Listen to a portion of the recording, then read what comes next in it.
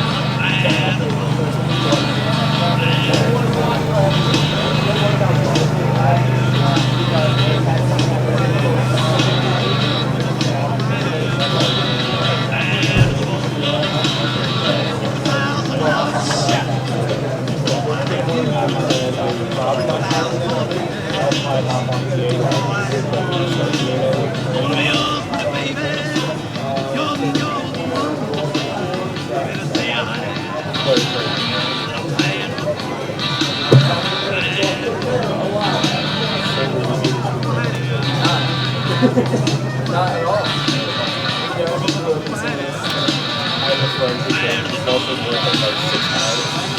So we can push that another friend of mine and we can play. Hey, what's the race you get set? I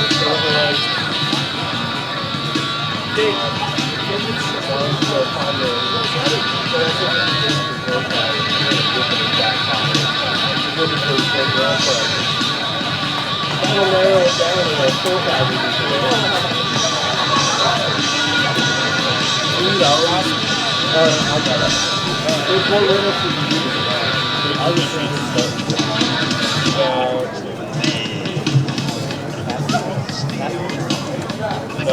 why they have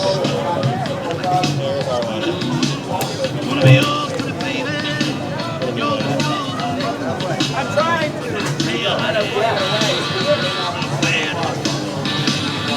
Okay. Okay.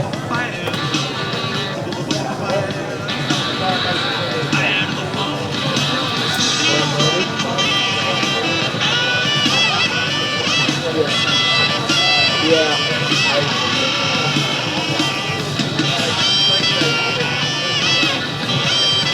The underrated thing of it all, that's the rest of them.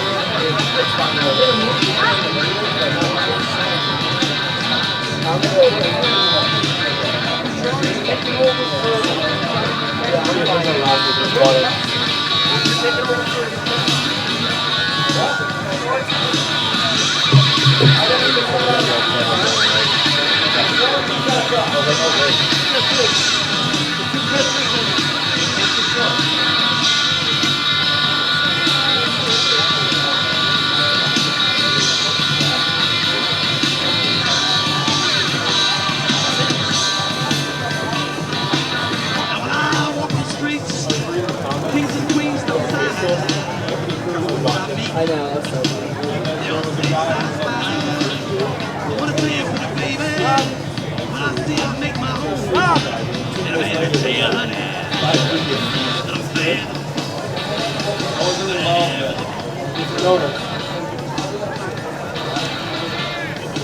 Kevin decided to go crazy.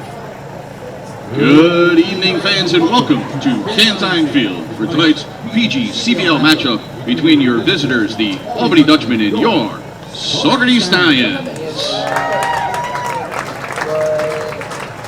First, the starting lineup for the visiting Albany team. Leading off, playing second base, number 11, Nick Estrella. The shortstop, number 19, Peyton Sockwell. Batting third, the first baseman, number 6, Trace Tyree. Batting cleanup, the third baseman, number 44, Chase Allen. The designated hitter, number 5, Grant Holland. Doing the catching this evening, number 7, Chris Villa. The center fielder, number 15, Zach Durfee. Batting 8th, the right fielder, number 8, Colin Coucher. Batting 9th, playing left field, number 16, Nick Gallo.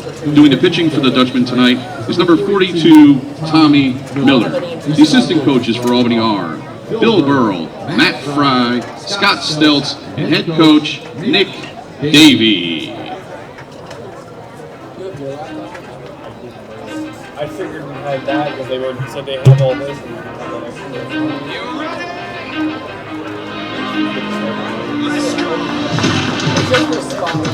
Tonight, as we announce the starting lineup for your Saugerties Stallions, they have special guests with them. From the Kingston Girls Little League, we have some baseball buddies who will be joining our Stallions as they head out to the line. Leading off for your Stallions, playing center field, number 14, Nick Campana.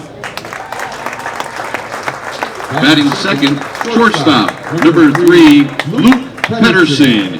He is accompanied by Lauren Nagel.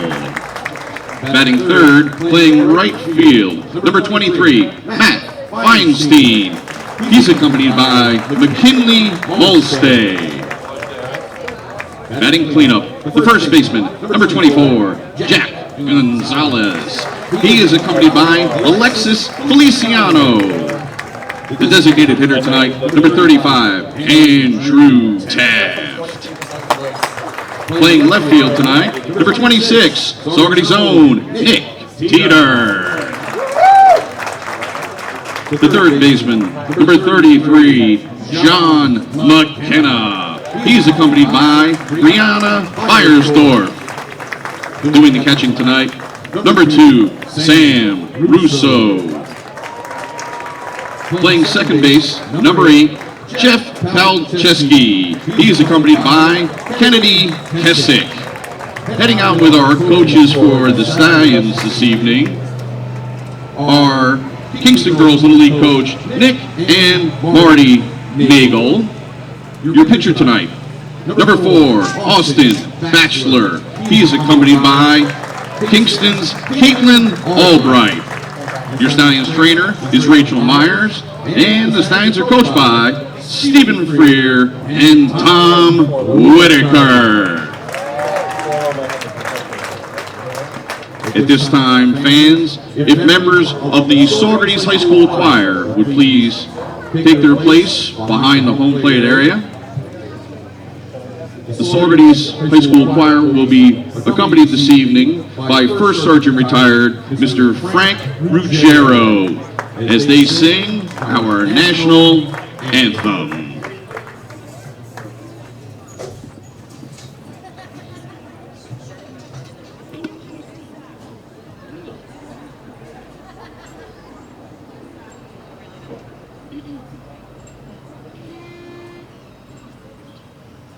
Oh, say, can you see by the dawn's early light what so proudly we hailed at the twilight's last gleaming, whose broad stripes and bright stars through the perilous fight o'er the ramparts we watched were so gallantly streaming, and the rockets rang clear, the bumpers sang in air, he proved through the night that our flag was still there.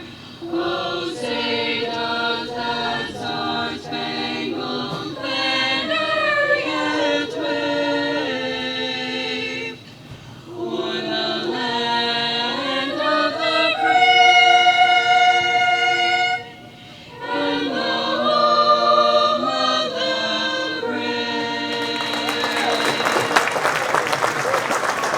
Another outstanding job by the Saugerties High School Choir. And again, a special thank you to their accompanist, First Sergeant Retired Frank Ruggiero. Now, fans, we have 3 first pitches to take care of. Heading out to help receive those are Sam Russo, Austin Powell, and Matt Couchard.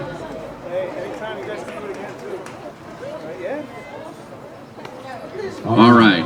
Our first pitch is our celebrant for his 4th birthday, Mr. Levi Hunter.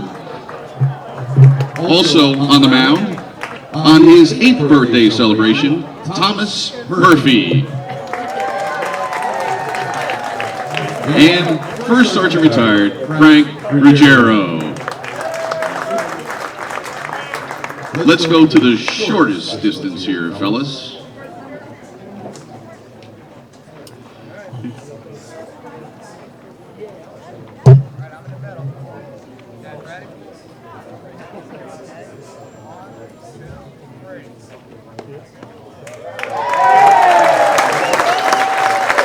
The best first pitch in Stallions history. Well done, fellas.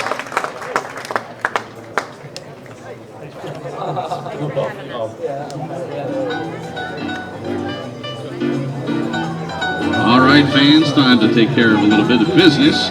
Brought to you tonight by Bob Gearing Septic and his Honey Wagon. They have delivered the umpire lineup, Mr. Dustin Ragsdale and Chris Smith.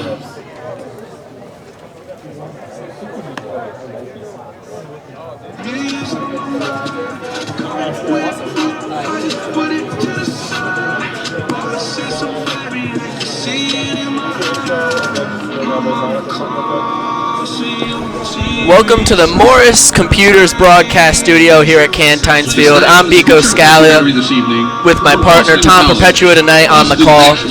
We're ready for the Saugerties Stallions to take on the Albany Dutchman. The Stallions are riding a 3-game win streak into tonight.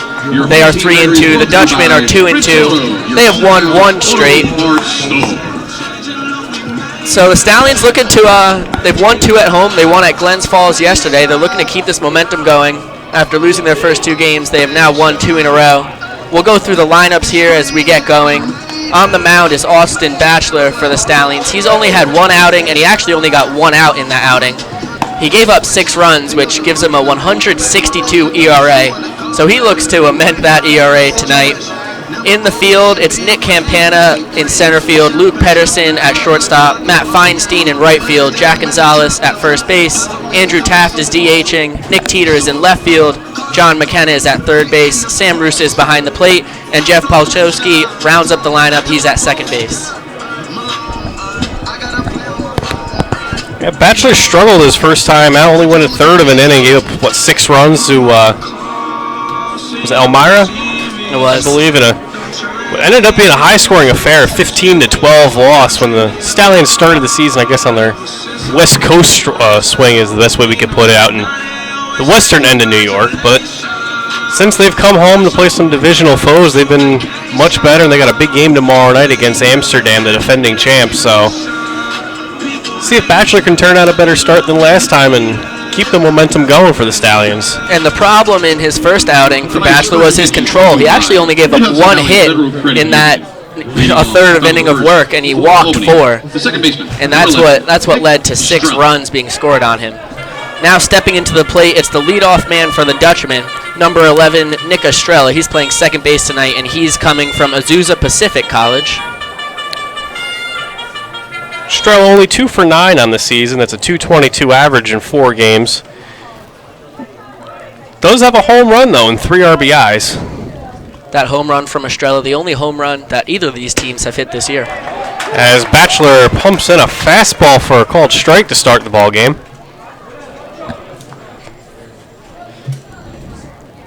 As Batchelor comes set and deals as that one's fouled off to the right side.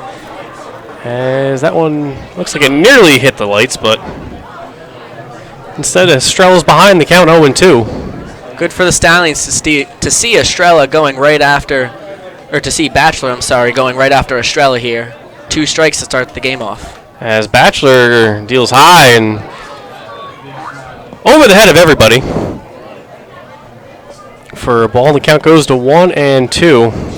Batchelor seems to be working pretty quickly tonight. Yeah, he's getting right back on the rubber after every pitch and looking in for a sign. I think he's trying to form a rhythm. You know, there's always those pitchers like Mark Burley who would always get the ball and basically be back on the rubber whenever the first sign they got was what they're going to throw. But instead, Batchelor this time steps off as we mentioned it. Of course. It's baseball. Quickly back on the rubber, Estrella steps back in, the count 1-2. As Batchelor deals, as that one's fouled off behind home plate once again, actually over looks like the brand new netting here at Cantine Field to kind of protect Washington Avenue off the first base side. After 3 straight fastballs, Batchelor went to the breaking ball. It was a backdoor, but Estrella was able to spoil it. And the 1-2 is swung on and missed, strike 3, as Estrella is down for the first out of the ball game. And that'll bring up the shortstop, Peyton Sockwell. Batchelor takes care of business, bringing up to the plate the shortstop, number 19, Peyton Sockwell. Peyton Sockwell out of North Alabama.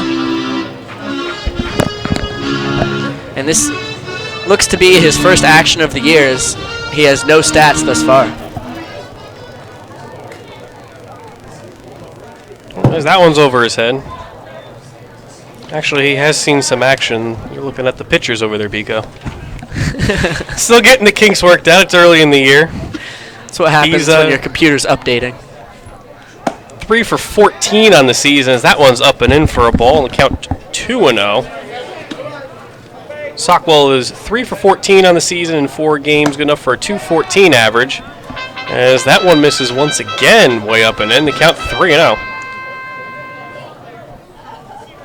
And the 3-0 from Bachelor, way up and in once again. Looked like 3 straight balls way up and in, almost hitting Sockwell. That's exactly what you don't want to see if you're a Stallions fan. Bachelor, after a great at bat against Estrella on the mound, he throws 4 straight pitches First baseman. straight at Sockwell's head. Tyree. And walks will come back to bite you. And that'll bring up Trace Tyre, the first baseman, who's got the second highest average on the Dutchman for the season, batting .385. As Bachelor comes to the set and deals once again way upstairs. Tyre coming out of Ole Miss. He's had some success so far this year, 5 for 13. With a couple doubles and a couple RBIs to go with him. And once again, Bachelor way upstairs. Looks like he's hitting the same location every time, but it's not there. This is the time that either Sam Russo should come out or Coach Freer from the dugout should come out and tell him to slow down, figure out what's going wrong with his mechanics. And that one, the 2-0, swung on and missed for a strike, and the count 2-1.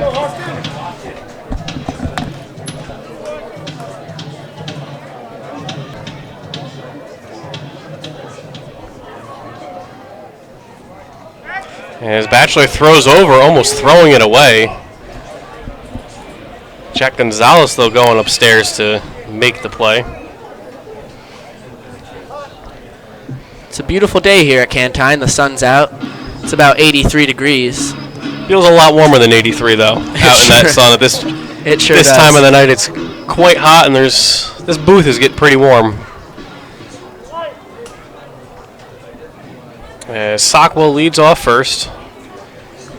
Bachelor comes set and deals the 2-1 upstairs once again, 3-1.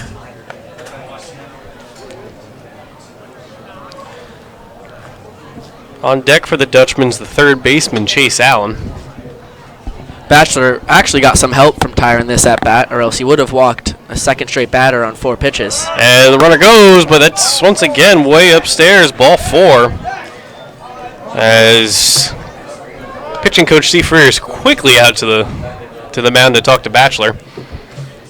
That's what I was saying. After he threw 2 straight up and away to Tyre in that at bat, I think that was the time for Freer to come out and talk to Bachelor. But yeah, Bachelor had walked 4 in his one start, only got a third of an inning. So hopefully they can control his control. As he throws hard, looks like he's got a decent breaking ball. Number 44, Chase Allen. As that'll bring up Chase Allen. Chase Allen out of Limestone College. He has the 3rd highest batting average for the Dutchman, coming in hitting .353. As Bachelor sets and deals. And again, that same location up and in, misses for a ball. Allen has 1 double on the year and a couple RBIs as well. 1 out here in the top of the first for first and second as Bachelor comes set and deals, and that one finally hits him.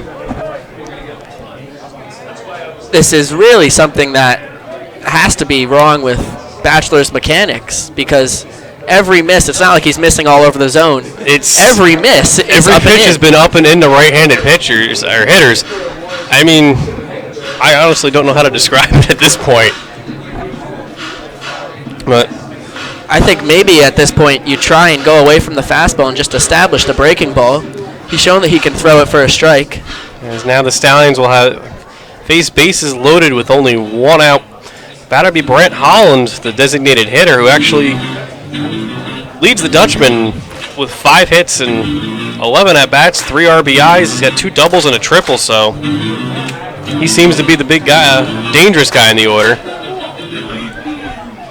And with nowhere to put Holland, this is a time that you also have to throw right at him. So, Number 5, Brent. Unfortunately for Saugerties fans, Holland should get something good if Bachelor can find the plate.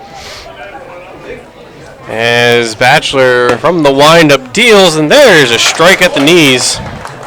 0-1. As Bachelor, working from the windup, will deal the 0-1. As that one's low and away.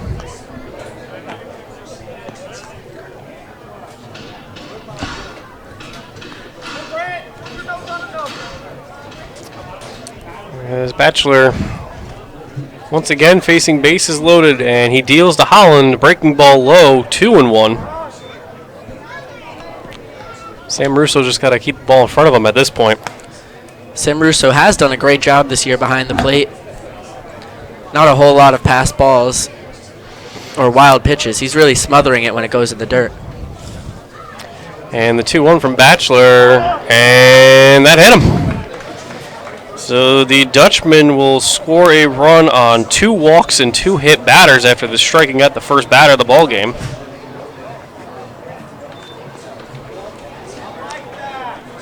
And that'll bring up Chris Villa, the catcher. Albany. Catcher, number 7, better known this evening as the K-Man, Chris Villa. This is only Chris Villa's second game of action this year. He has a 0 batting average because he went 0 for 3 in his first game. He's out of Seton Hall. And Bachelor swinging first pitch, ground ball to Pedersen. It's short, second for 1 on a first. Double play. Very nicely turned, 6-4-3 double play. Gets the Stallions out of trouble, only giving up 1 run on no hits. And at the end of 1 half inning, we got the score. Dutchman 1, Stallions coming to bat. Yeah.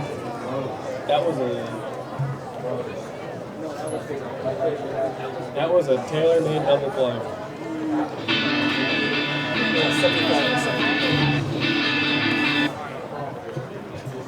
It feels way higher than it usually.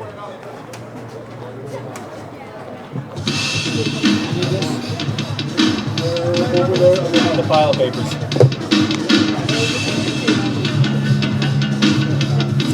If you want a stats one, Anthony, we got plenty.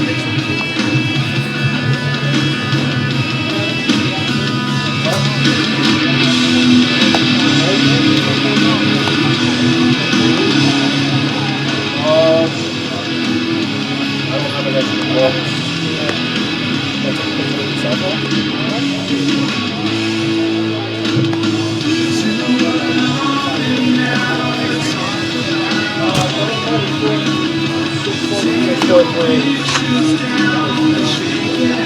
Good throw straight back to the fastball first pitch.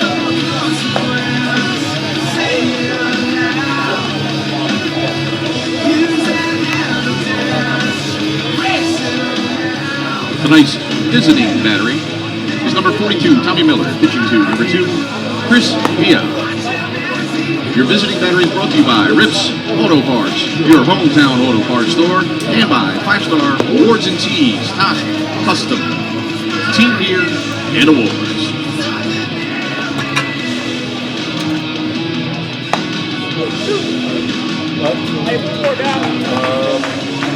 Chris Villa.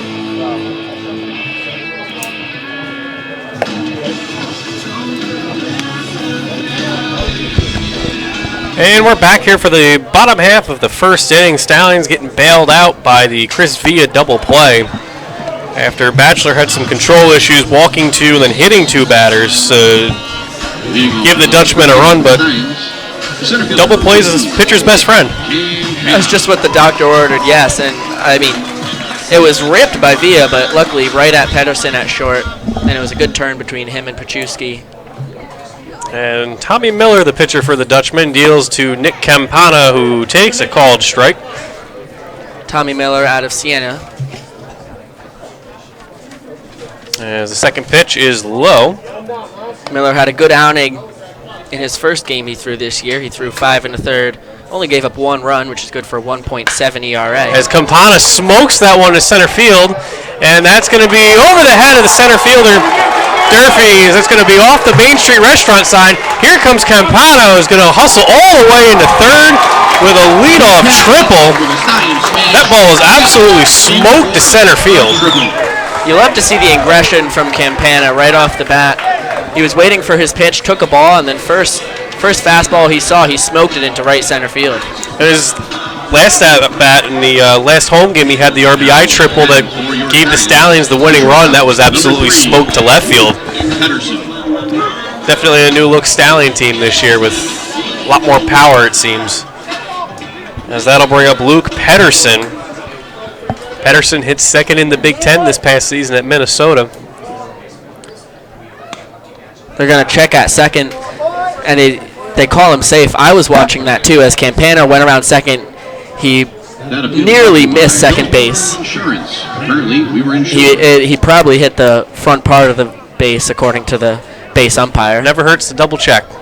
But now we got the lefty on lefty matchup as Pedersen takes a cold strike.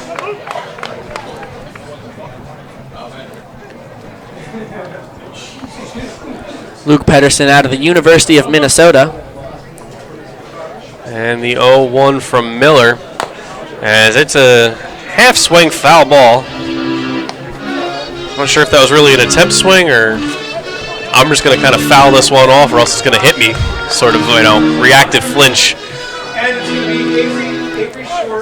Nonetheless, Pedersen's behind the count. Matt Feinstein on deck as he chops that one foul. Some good hands over there by team manager Tom Whitaker. With the old legend for this Saugerties baseball, he used to play for the Saugerties Dutchman back in the day. He's actually looking up some stats, won 2 league MVPs back then. It's impressive from the Stallions head coach. And the 0-2 to Pedersen once again fouls it off third base side. Pedersen with 2 strikes really shortening up his swing, just trying to stay alive. All he has to do is put the ball in play to score Campana. Ground ball to first, or the pitcher probably doesn't score him, but the rest of the infield's back. As Miller comes set and will deal the 0-2, as once again that sliced foul, this time out of play. And the count remains 0-2 at the very least. Pedersen's making Miller work a little bit here. Pedersen 2 for 8 on the year, but his teammate John Lizette, as I said on the Thursday night broadcast, has really high hopes for him. Said he thinks it's the best chance of someone making the big leagues. As that one is up and in, and the count goes to 2-1. Draft is this Monday, at least round 1 begins, so we will see how long Pedersen's here, or any of the Stallions are here for that matter. Anybody who's graduating high school or 3 years of college eligibility used up as Pedersen swings and misses for strike 3. Is draft eligible. As that'll bring up Matt Feinstein out of Dartmouth. Number 23, Matt Feinstein.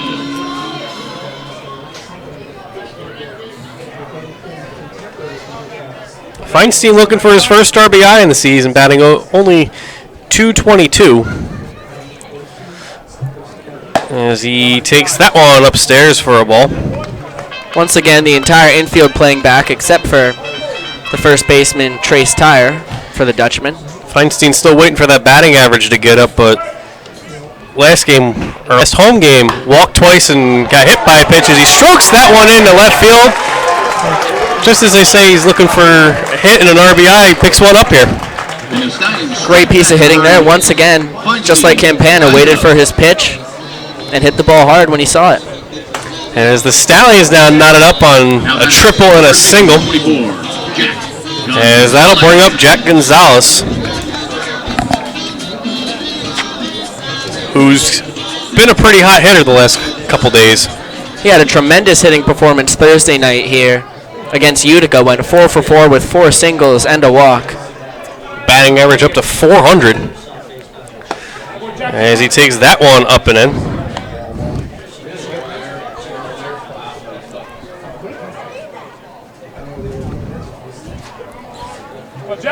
Jack Gonzalez out of Stetson University. Actually played outfield there, but he plays first base here on the Stallions. As Miller checks on Feinstein.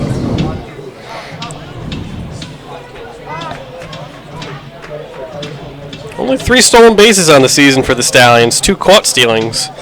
Haven't been running much, but they've been doing something with the bats. Stallions didn't have a first base coach. Feinstein was looking to get rid of his elbow guard, and there was no one there to grab it. And finally, last night's starting pitcher, Nick Massa, jogs over. Massa was absolutely dominant in Glens Falls, went 6 innings, only giving up 1 hit.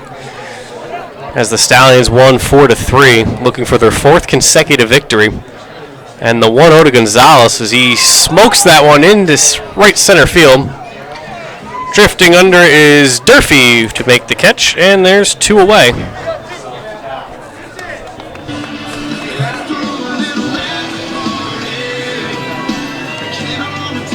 As that'll bring up Andrew Taft. For 35, Andrew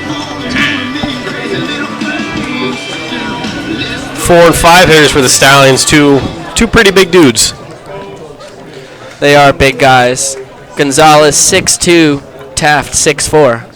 But they look bigger up there in the box. As Taft rips a base hit in between short and third. Stallions now have first and second with 2 outs. Andrew Taft has been hitting great this year. Came into that at bat hitting .318, and he's leading the team in RBIs with 5. Number 26, Nick Taft out of the University of Buffalo. As that'll bring up Nick Teeter, hometown boy.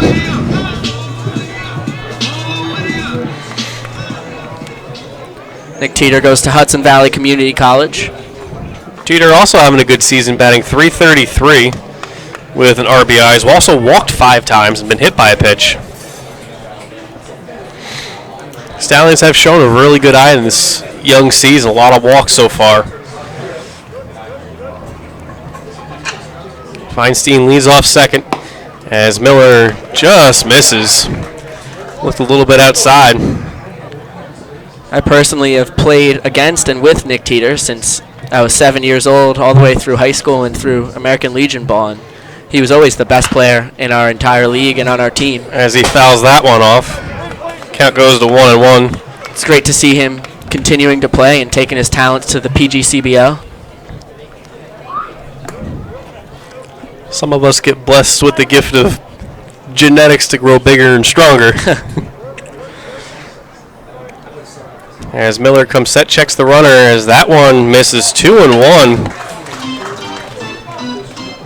Nick Teeter was the most influential player in our senior year, winning the Section 9 baseball title.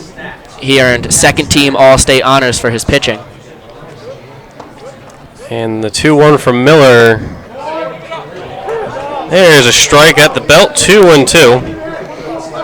Teeter didn't like that, as he often expresses his displeasure with umpires when he feels it. Doesn't hold back a whole lot. So it'll be a 2-2 from Tommy Miller. 2 outs, 2 on. Here in the bottom of the first, we're tied at 1. As, very late timeout called by Teeter. Miller did not like that one.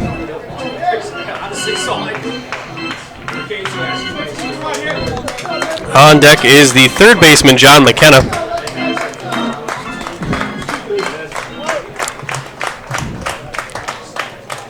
As once again, we will have the 2-2. As he misses up and away as the count goes full at 3-2, and that'll release the runners. All it takes is a base hit now. Feinstein on second base has good wheels. So Feinstein will take off from second. Taft will take off from first, not holding him on. And the 3-2 swung on and missed, strike 3. And the Stallions will strand 2, but they get that run back. And at the end of 1 inning of play, we're knotted up at 1 with the Dutchman coming to bat. Fans, the Stallions game is a great place to celebrate your kid's birthday. And if you're a big kid, we'll celebrate with you too. Head over to the Stallions Pro Shop and set up your birthday celebration. Tonight we have 2 kids celebrating their birthdays. You bet them. Mr. Levi Hunter, he is celebrating his 4th birthday, and Thomas Murphy, he turns 8. Your birthday celebrations are brought to you tonight by Bar Hill Tree Service, tree removal, trimming, pruning, and lot clearing. Call Joey Gambino, Bar Hill Tree Service, and by Domino's. Call Domino's. Domino's delivers. I feel like he was.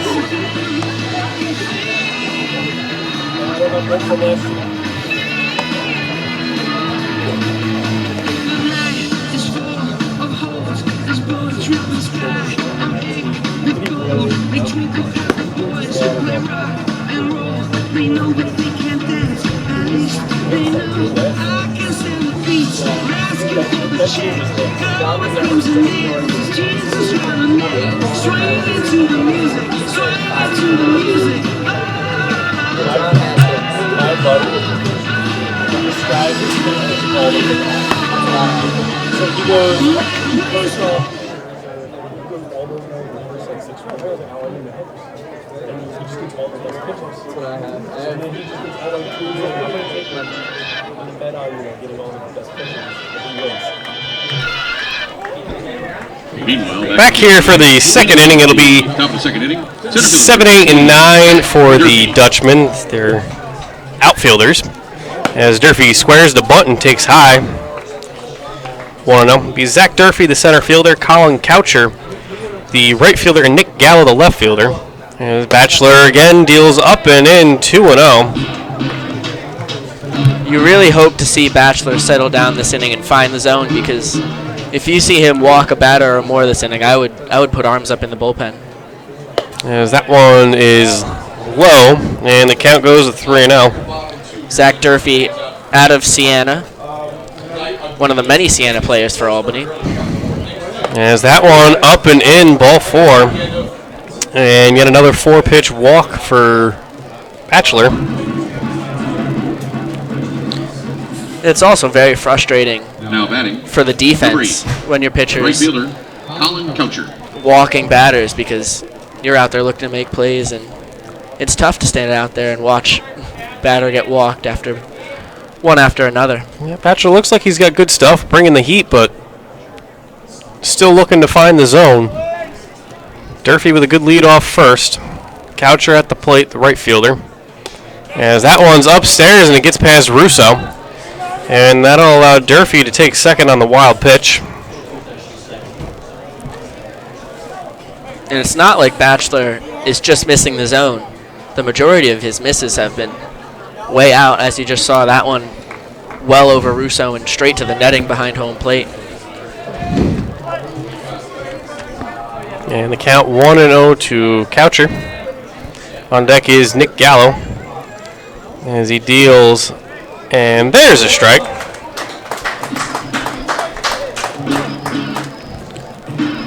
So the count now 1-1. Kuchar hitting .333 on the season. He's 3 for 9. Does have an RBI. As he comes set, checks the runner. And that one upstairs, 2-1. Looks like Bachelor could be having some trouble with his footing. That one, his follow-through, he came off towards first base, kind of stumbling, and looked back at the mound, trying to kick dirt around, figure out what's going on.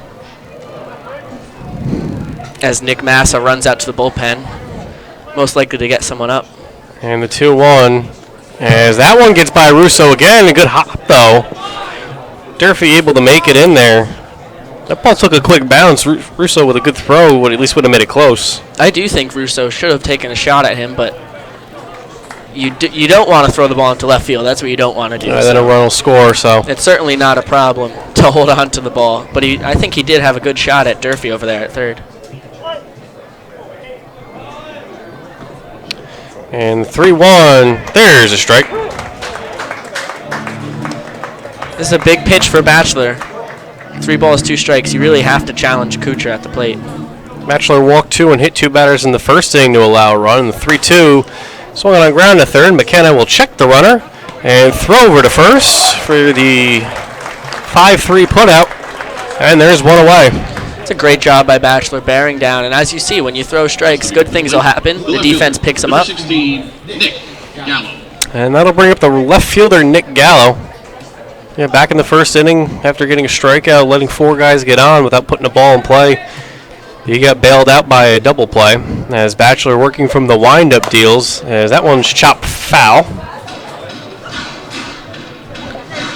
Nick Gallo out of Oklahoma State University. He's been struggling so far in this brief season. He's only 1 for 8.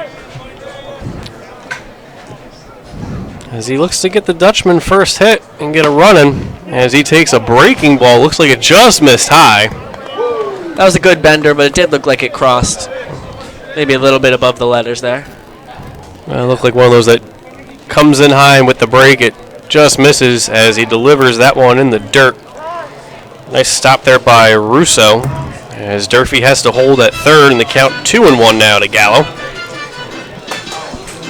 Leadoff hitter Nick Estrella on deck for the Dutchman.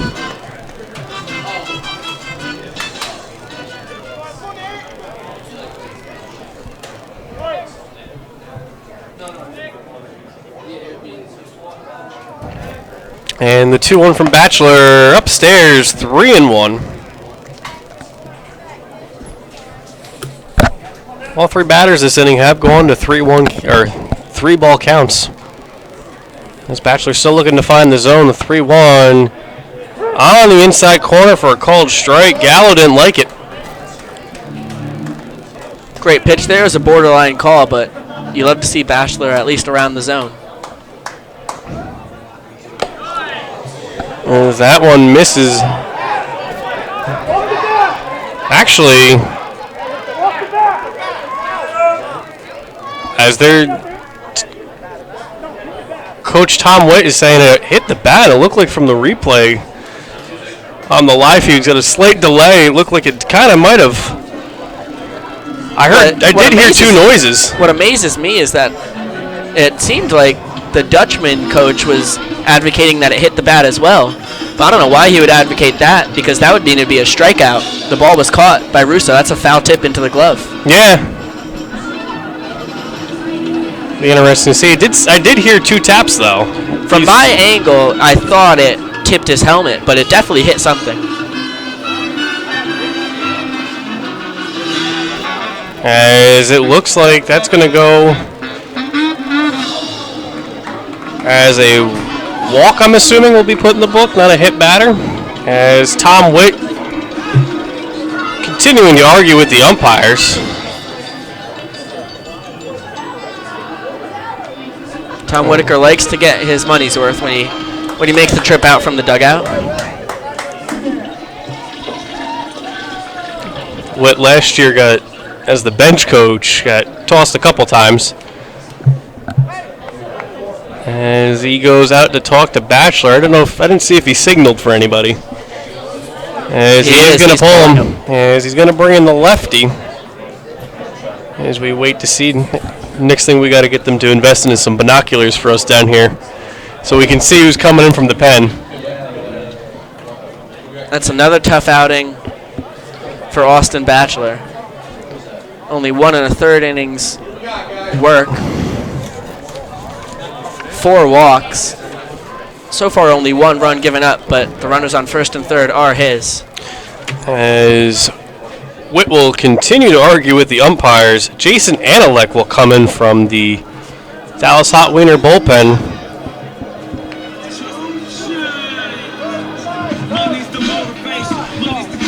Anelek, the big lefty, 6'5", 210 from Beacon, New York, goes to Iona College. I remember came in on opening night and was absolutely overpowering of Oneonta.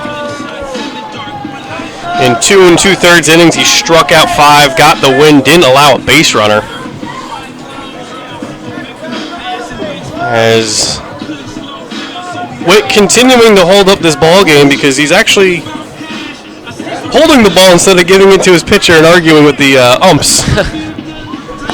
Kind of in the way of the Number 31 of Anelek being able to warm up.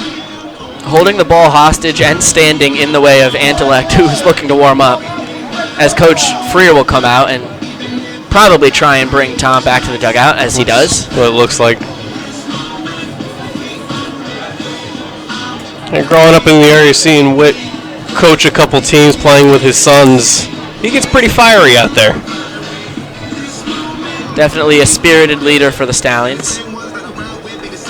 As they go with the local flair. Both Freer and Whitaker, both former graduates of Saugerties High School, and 2 of the team's best players of all time. My dad talks all the time how he played with Freer back in 1985 when they won the school's only state championship.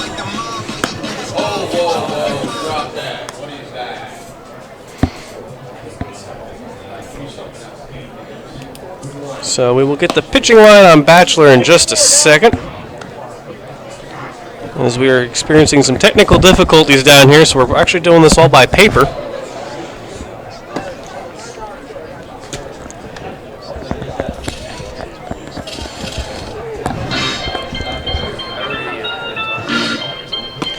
Bachelor goes an inning and a third, 1 strikeout, 4 walks, no hits. Allowed 1 run, but is responsible for the 2 men on base.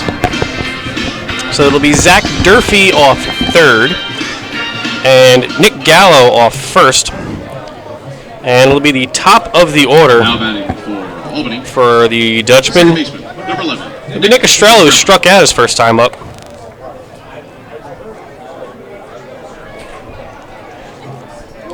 Let's see if Analek can carry over the heat he brought on Sunday when he picked up the win in the Stallion home opener, as he deals that one just a bit high, as the count is 1-0.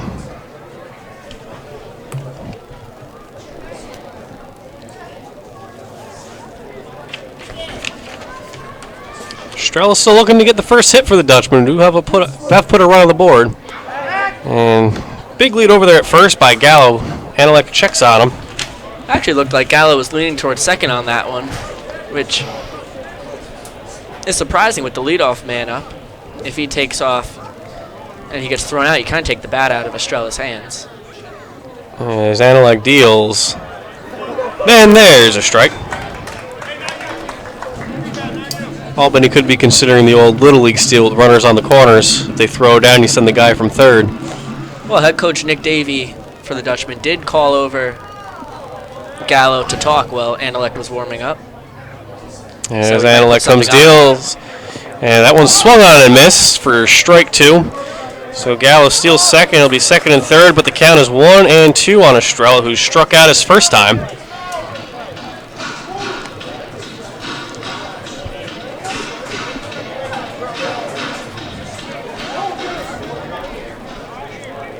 So it'll be second and third, 1 out, and the count 1-2 to Nick Estrella, the Dutchman second baseman. On deck, the shortstop Peyton Sockwell. Corners are in for the Stallions, so if the ground ball is to them, they'll likely go home. And the 1-2 is chopped up the middle. Pedersen Fields throws the first in time. If Gallo had still been on first, that would have been another tailor-made double play, but instead it's just a force out. As the Dutchman knocking another run without getting a hit. And it'll be a runner on third with 2 out, as they now lead 2-0. Now batting. Turns out to be a great steal call Peyton Sockwell. by Coach Davey. Yeah, sometimes you do that just to, takes the double play off, but now they get another runner on third. Sockwell walked on 4 pitches, his first at-bat, as he takes a strike from Analek, 0-1. It was a great pitch to run on, too. The 1-1 pitch was a breaking ball in the dirt. Russo didn't really have any chance. As that one, Sockwell fouls off himself, and the count 0-2. So Analek looking to get out of the jam here, only allowing the 1 run to score on a ground out.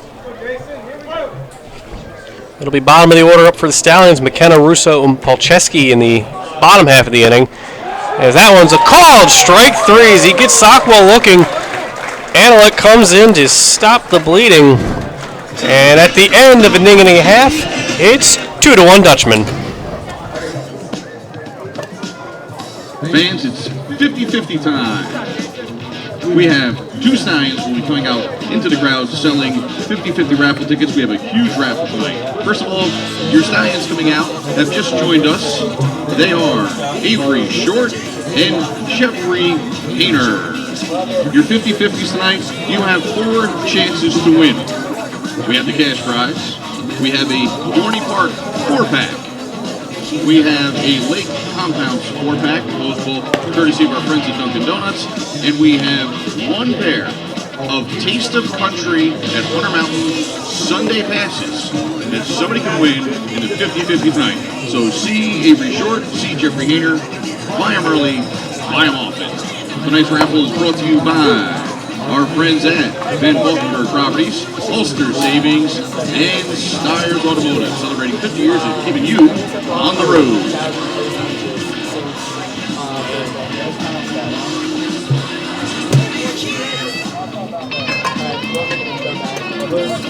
guys want, baby? And we're back here from the Moorhis Computers broadcast booth. As I'm Tom Perpetua, joined by Biko Scala.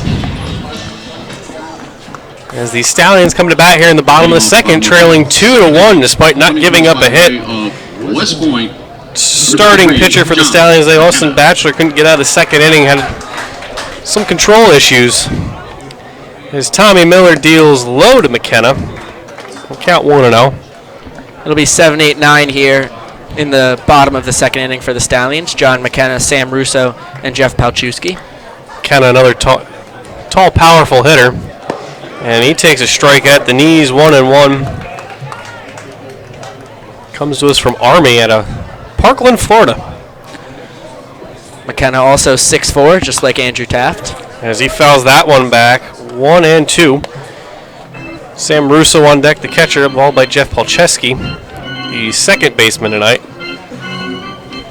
Stallions scoring a run after Nick Campana tripled the lead off the game to dead center, and Matt Feinstein singled him in as McKenna swings and misses for strike 3. That was only McKenna's second at-bat of the season. Both of them have been strikeouts so far. He did pinch hit the other night in their come-from-behind win over Utica. Number 2, Sam Russo. As that'll bring up the catcher, Russo. Russo on the season only 1 for 10 with an RBI. Has walked twice, though, and was hit by a pitch. As he takes that one in. Sam Russo out of Butler University. In Canton, Ohio, the home of the Pro Football Hall of Fame. He fouls that one off, 1-1. He's still looking to get things going. He's 1 for 10 on the year from the plate. He does have an RBI, though. As Miller sets and deals. Upstairs, 2-1.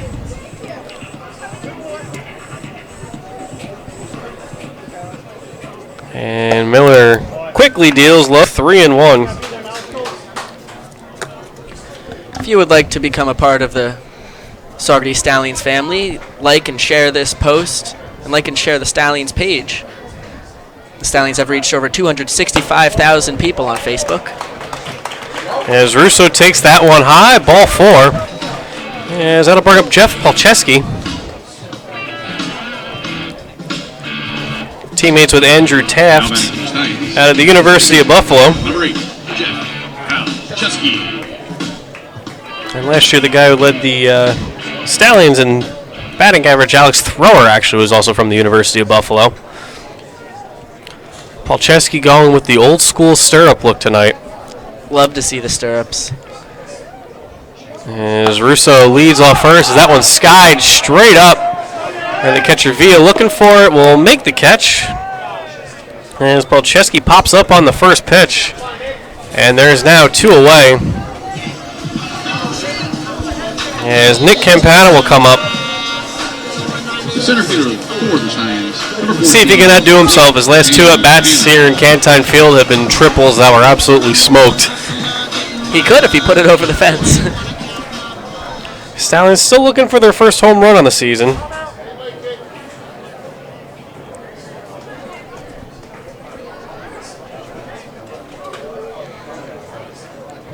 I talked a little bit about Alex Thrower on Thursday night's broadcast and how he was really the most dependable player for the Stallions last season. The only starting all-star when it comes to batters.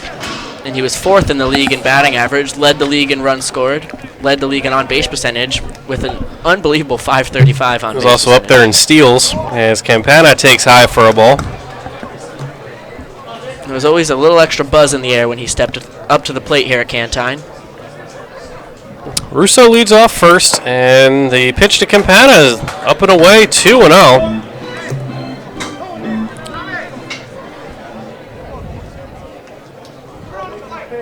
Looking down there, looks like Steve Freer's taking over third base from Tom Whitaker. And the 2-0 swinging fouls that one, first base side out of play. Let's go to 2-1.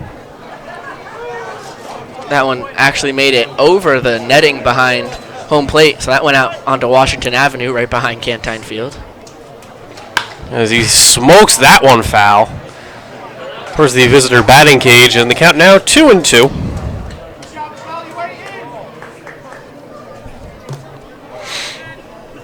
Campana trying to get Pedersen up to the plate here and maybe try to knock another run and tie this ball game. And 2-2 is up the middle, a base hit.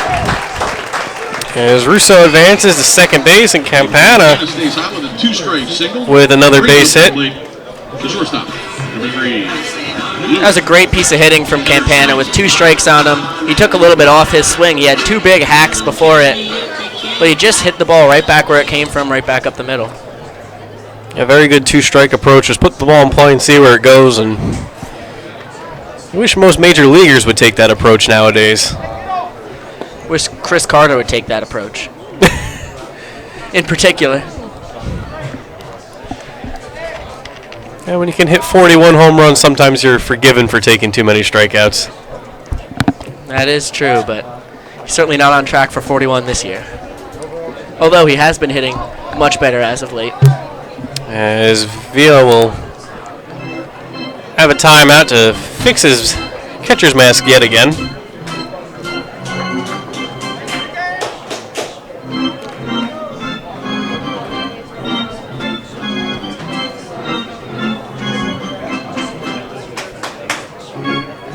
Once again, we'd like to take this time to remind everybody, if you're interested in sponsoring our broadcast, please contact the Saugerties Stallions. All the information can be found on our website, saugertiesstallions.com, and don't forget to like us on Facebook to be able to catch all the action all season long, as we are live for you from Cantine Field in Saugerties, New York. You can also look into getting banners here at Cantine and getting shout-outs from the PA announcer as well. As the pitch to Pedersen is high. Struck out back in the first inning. Say that like that was a long time ago. Feels like it was. It's been about an hour to get through the first 2 innings. Pedersen looking just to put the ball in play here, as he takes one on the outside corner for a called strike. Pedersen has looked pretty uncomfortable so far tonight against Miller. The lefty-on-lefty matchup has been tough. His first at-bat, he kept fouling the ball foul down the third base line before he struck out. Russo leads off second, Campana off first, nobody holding him on at first. And the 1-1 inside, 2-1. That one looked like a little had extra heat on it.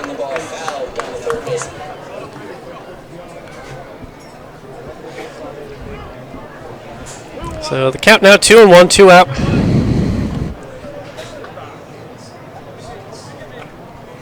And the 2-1 pitch. Again low, and the count goes to 3-1 to Luke Pedersen. Feinstein on deck at an RBI base hit back in the first inning. Pedersen has to be looking for something fat here. Something to put in a gap. Give Campana a chance to score from first. Campana great speed. And the 3-1. Good cut. Fouls that one straight back, and now the count 3-2. That will release the runners, though. It's exactly what you like to see. That was a much different swing from his swings in the first at-bat, where he was defensive. That one, Pedersen was on the attack. See what Miller goes to here, 3-2 after that one. After a good swing on his fastball. Here goes the runners as that one's fouled, heading towards us over our heads.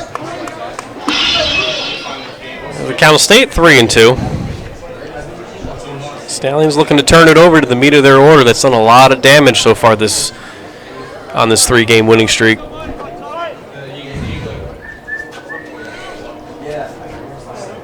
And again, the 3-2 is swung on, and that's going to be dropped in for a base hit. As there's going to be no play at home. Russo comes in to score. It's an RBI single for Luke Pedersen, and the Stallions have tied the game at 2. Another great piece of hitting by a Stallions hitter. He didn't try and do too much on it. It was a fastball inside, but he Derek Jetered it inside out and hit right to left field. Got that on ball and made something happen. Just slapped it beyond the reach of the shortstop, Sockwell. As that'll bring up Matt Feinstein. That's 2 runs on 5 hits for the Stallions compared to 2 runs on no hits For the Dutchman. And nobody holding on Pedersen at first. get himself a good lead there. As Feinstein takes the ball high. Miller, after a tremendous first outing, has been struggling tonight against the Stallions. Not walking anybody, but Saugerties just hitting the ball. Isn't that baseball? Hit them where they ain't. And the 1-0. There's a strike. On deck, Jack Gonzalez, the leading hitter for the Stallions. Feinstein thought that one was high, turned around to the home plate umpire and had some thoughts about it. As Miller comes set. Big lead off second for Campana. As he misses that one, 2-1. You almost wonder if Miller's more focused on Campana at second base than Feinstein at the plate. Nick has been taking some big leads and he's bouncing around. He is being held on by Estrella. And the 2-1 upstairs, 3-1. And I think the last thing you're going to want to do is walk Feinstein to load the bases for Gonzalez. Jack Gonzalez had a great swing this first at bat, just missed it. Had a towering fly ball to center field. He'll be looking to make up for that if he gets up in the box this inning. 3-1. There's a called strike, and count once again goes to 3-2. So that'll release the runners once again.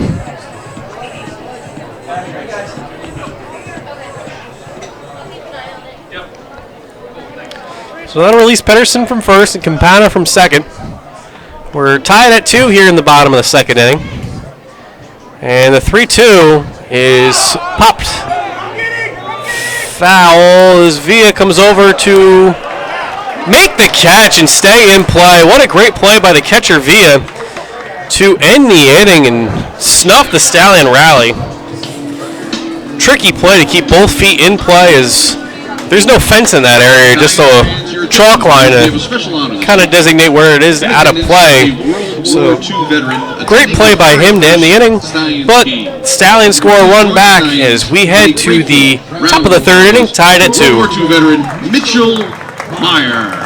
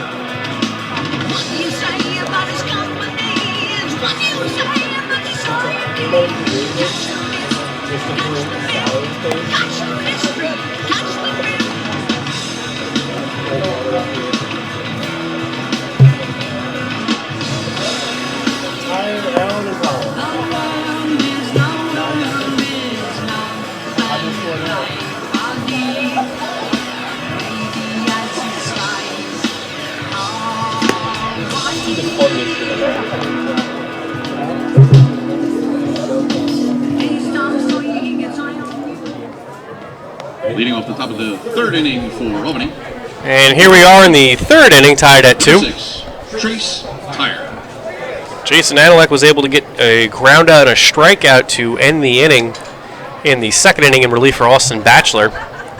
As he comes sets and deals as that one's high to Trace Tire, the first baseman, who walked in, was stranded back in the first. As the 1-0 swung on and missed. Looks like a good breaking ball right there. A changeup, something off speed. Count goes to 1-1. It's a tough pitch, lefty to lefty. Looks like it's coming into the zone and then just the bottom drops out at the last second. Good pitch by Anelect. And that one misses high, and the count goes to 2-1. It looked pretty good. That was right around the zone and over the plate. Anelek will deal once again. Breaking ball high, 3-1. On deck, Chase Allen, who was hit by a pitch his first at bat. And the 3-1 called strike at the knees. Tire didn't really like that one. Thought that one was low and away, but the umpire certainly didn't think so. Maybe a makeup call for that 1-1 pitch that was called a ball around the letters. And the 3-2 is slapped the other way as that one hits just off the top of the fence in the dugout.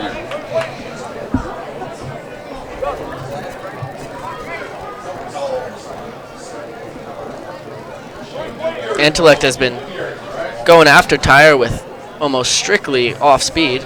Tyre was ready for it, just a little late. 3-2, low and away, ball 4. So leadoff walk to Tyre, who's reached without having to put the ball in the play twice. 2 walks.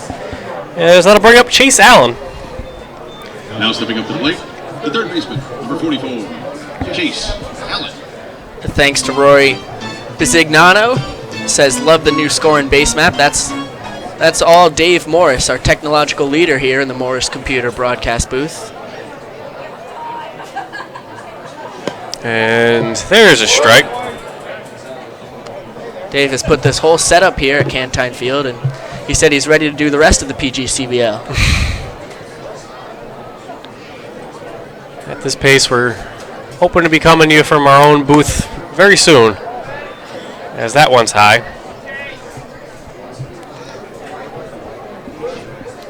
Thank to Bob Napoleon as well, as he says the broadcasts have been 24 karat. That's high praise, Bob. Thank you very much. And there goes the runner, and Alex got him picked off. Gonzalez throws down to second as he's got the pickoff. They're scoring at home. That's a 1-3-6 pickoff. And there's one away here in this third. That caught stealing, brought to you by Benson Steel. They make stuff that you can't knock down. As it looks like we got a timeout here. As assuming Albany is going to be arguing that probably was going to be a balk. That's my line of thought too. Nick Davey out there talking to the first base umpire and quickly retreating back to third base. It was a tremendous pickoff move by Intellect. It's tough to go on a lefty. You never know their move, and especially in a league, you might not see a guy beyond more than one time.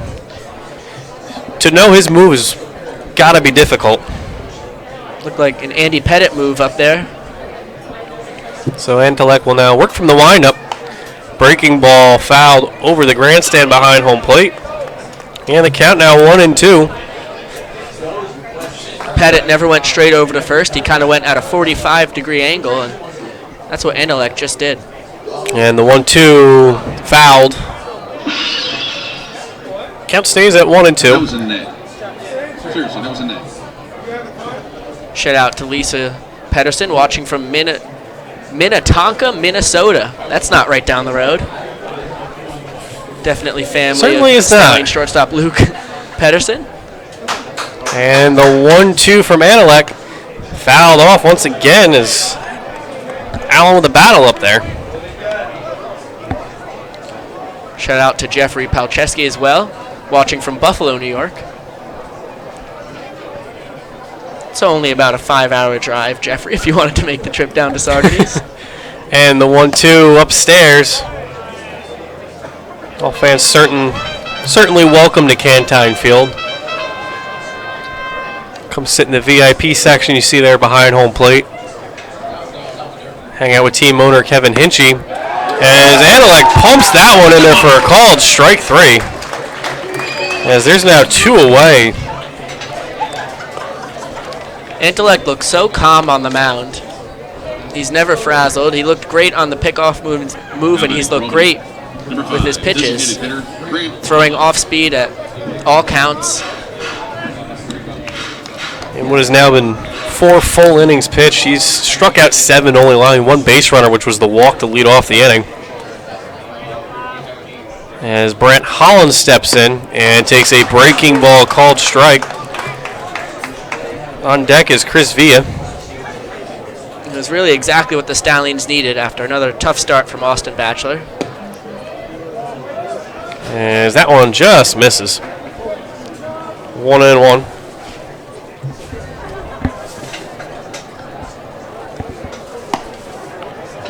As that one missing once again, count 2-1.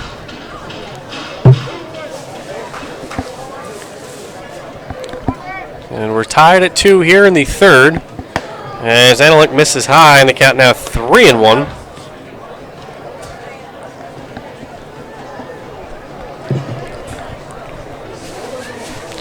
And the 3-1 is fouled off first base side. Heading towards a group of kids as they all scatter. Big shout out to Rory Bizignano from commenting on the Facebook Live post to coming into the broadcast booth and bringing us some Monster. It is very warm up here. We've got to see if we can get some fans up here for the next game because it's supposed to be even hotter tomorrow. Either way, Analyk deals as that one sliced to right field, but right at Feinstein. So after the leadoff walk gets erased by the pickoff, the Dutchmen go down in order as we head to the bottom of the third inning. We're tied at 2. Brought to you tonight by Benetti O'Connor and by Lindsay Pony and Giddy. We're playing Dizzy Sack Race. Take it away, Skippy and Slappy. All right, so for our first game of the night, we're playing Stallions Dizzy Sack Race. Our contestants are going to spin around the bat 10 times, get nice and dizzy, hop in the sack, and they got to hop all the way around Charlie and back to me. The first one back to me is the winner. On your mark, get set, spin. 1, 2, 3, 4, 5, 6, 7, 8, 9, and 10. All right, get hopping. Get hopping. Put your feet inside the sack.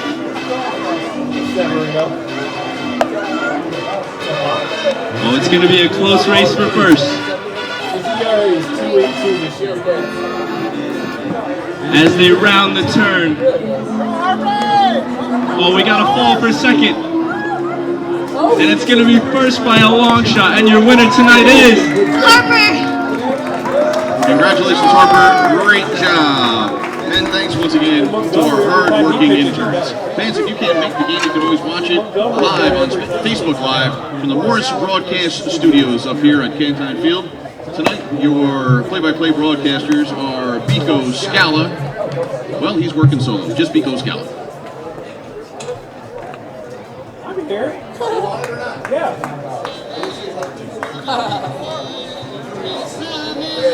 It's sweaty.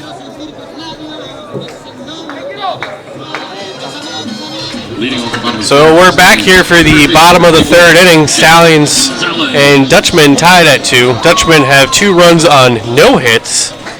Austin Batchelor, starting pitcher tonight for the Stallions, had a little bit of control issues as the Stallions have got 2 runs on 5 hits. As Gonzalez takes low for a ball. It'll be Gonzalez, Taft, and Teeter coming to the bat here in the third. As that one skips low. That ball actually, even though it went towards the netting, it squeaked under. And it was a great catch in there by a young man. There's enough netting up there, you don't expect to get a ball. As Gonzalez chops that one to second. As that one is fielded there by Strella and thrown on a first, 1 away. Gonzalez taking some big hacks tonight. Just hasn't had that great contact yet, but it's always exciting when he steps up to the plate. You always know something great can happen. As that'll bring up Andrew Taft, who singled back in the first inning. As Miller sets and deals in the dirt low, 1-0.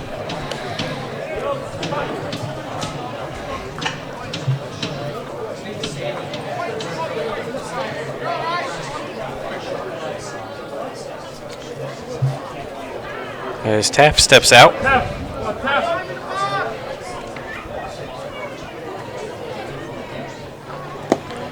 And again missing 2-0.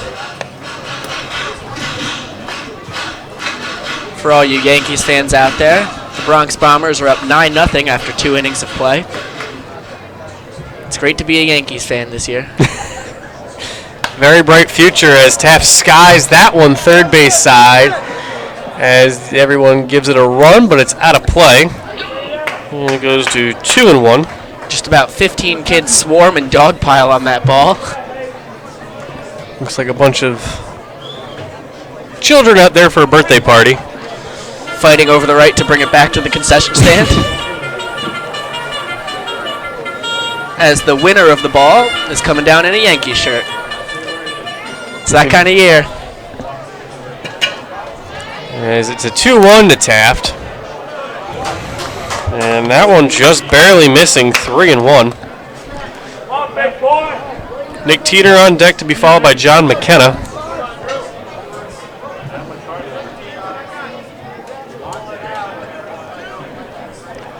Taft in a good hitter's count. He hits the ball hard. Taft once again calls time, taking control of the at-bat. I believe it was Taft watching BP today put one over the seats and left field. That one smoked to center field. And it's over the head of the center fielder Durfee. All the way to the wall as Taft is going to hustle into second base. He absolutely tattooed that one on a line for a 1-out double. That's just about as hard as you can hit the ball. Taft stepped out of the box, stepped back in, and absolutely ripped it into the deepest part of the park, just one-hopped against the wall. Left fielder, number 26, in Saugerties zone. Wish we had an exit velocity on that. Wonder how it comps to Aaron Judge. I saw Aaron Judge broke the MLB record for exit velocity today with his 19th home run of the season. 121 miles per hour off the bat. Aaron Judge is a large human being. He is a big guy. As that'll bring up Nick Teeter, who struck out back in the first inning. As he takes that one low, 1-0. As big as Andrew Taft is, it's crazy to think that Aaron Judge is 3 inches taller. Well, there's some crazy stat that there's only about 20 to 30 players in the NFL bigger than Aaron Judge. Sorry, thinking of Andrew Taft as I'm saying it. As Teeter takes a called strike.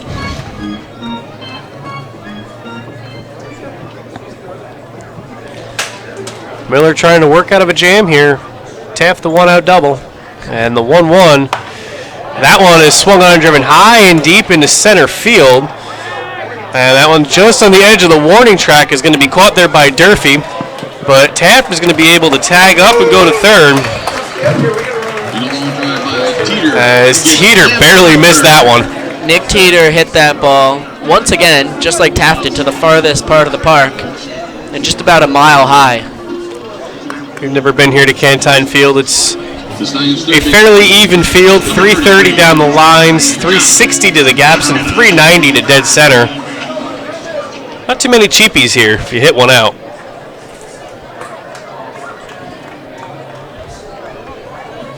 As John McKenna steps up to the plate here with a runner on third. As he strokes that one into center field, coming on the right fielder. Making the catch, Colin Coucher with a great diving catch to save a run. McKenna trying to go the other way, but Coucher was having nothing of it. And at the end of 3 innings of play, we're still knotted up at 2 here from Cantine Field.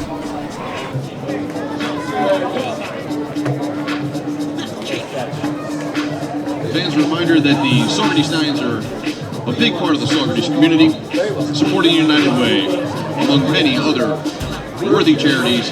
They urge you to also support the United Way of Ulster County, where all contributions stay within our wonderful county, helping our neighbors, colleagues, friends, and families. Your charitable reminder this evening is brought to you by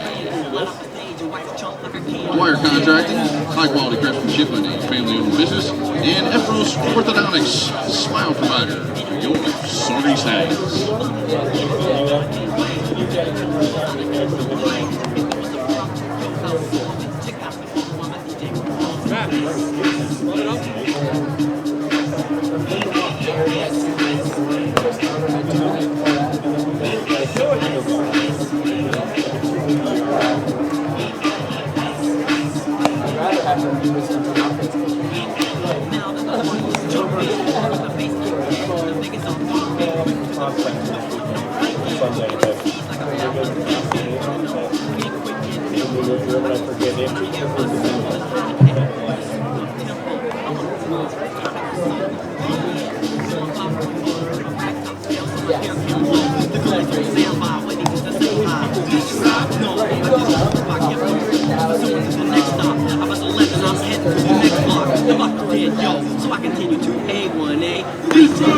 Girls were hot, wearing less than bikinis, rocking lovers, driving Lamborghinis, jealous, 'cause I'm out with Leading off the top of the fourth inning for Albany. Give a big hand, fans. It's the Albany K-Man. Number 7. Back here for the top of the fourth inning, Chris V is stepping in. The catcher for the Dutchman grounded into a 6-4-3 double play back in the first inning with the bases loaded, and the Dutchman rally as he takes a called strike. Fans looking for the strikeout of V, as he is tonight's K-Man. If you ever come out to Cantine Field for a Stallions game, as he takes that one for a called strike. Every game player on the opposing team is randomly chosen as the K-Man. If he strikes out, it's 2-for-1 beers in the bottom half of the inning, as the 0-2 is low, 1-2. Antellect going after him with curveball after curveball. Good matchup here, though, if you're in attendance and of age looking for that strikeout. And the 1-2 swung on and missed, strike 3. Villa goes down on strikes. Fans get another K-Man, as they're all happy now. And that'll bring up the center fielder, Zach Durfee. As you see the K-Man go down, you see fans from all around the stands exit their seats and go for their 2-for-1 beers.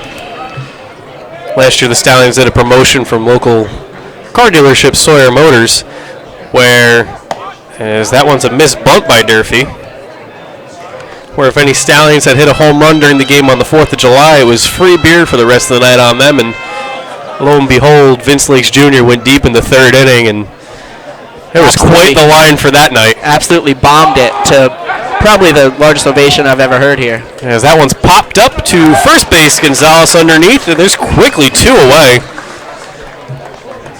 Was Antelik making quick work once again of the Dutchman.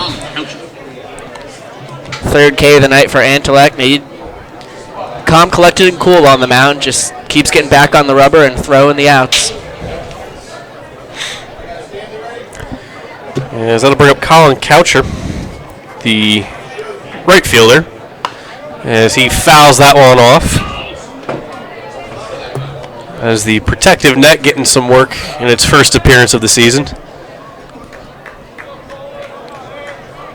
That's pretty necessary, as Cantine Field is right on Washington Ave here in Saugerties, and foul balls to the first base side often go right onto the road where cars are driving by. As that one's high, and right on the other side of Washington Avenue, good old Saugerties High School, alma mater of both Biko and I.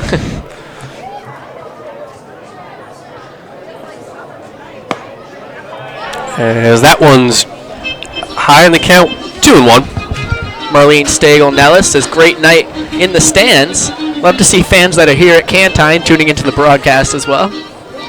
I know I've had a couple of people tell me that it's great to be able to watch the game live while they're actually at the game live. As that one's smoked foul. The count now 2-2. Melissa Smith says she's watching at home tonight, says, let's go Stallions, let's go. And Mark Perpetua says, let's go Tom. Thank you from my father. Love to see cheers for the broadcasters, too. As that one's grounded to McKenna at third, slips, but makes his footing as he throws that one wild. And actually, Coucher slips, rounding first base. Let's see if they're going to give that one an error or a base hit. If it's a base hit, that'll be the first hit of the night for the Dutchman. As that one goes as an error. So there's going to be an E5, as looks like McKenna just never had his footwork. Yeah, that's a tough play. It was a hard ground ball, and it looked like McKenna actually overran it going towards the third base line. Yeah, had to adjust, slipped, and then tried to make up for it with the throw and threw it off the right field fence. So Gallo now at the plate, as that one just misses from Anelek, 1-0. Juice Mandelaire says, go Stallions, and Taft is a beast. Taft certainly is a beast. The kid can hit. And the 1-0. Anelek misses high. Looked like he tried to dial that one up a little bit faster.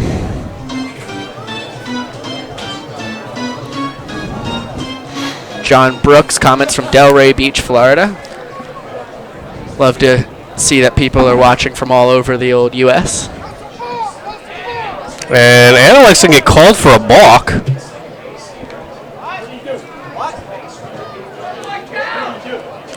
The Bob Gearing septic. Not sure what he did, but the second base ump is certainly a little bit closer than us. The only thing I know is that balk call is sponsored by Bob Gearing Septic. As is any bad call by the umpires. Especially if it's against the Stallions. And the 2-0 is slice foul first base side towards some group of little kids once again.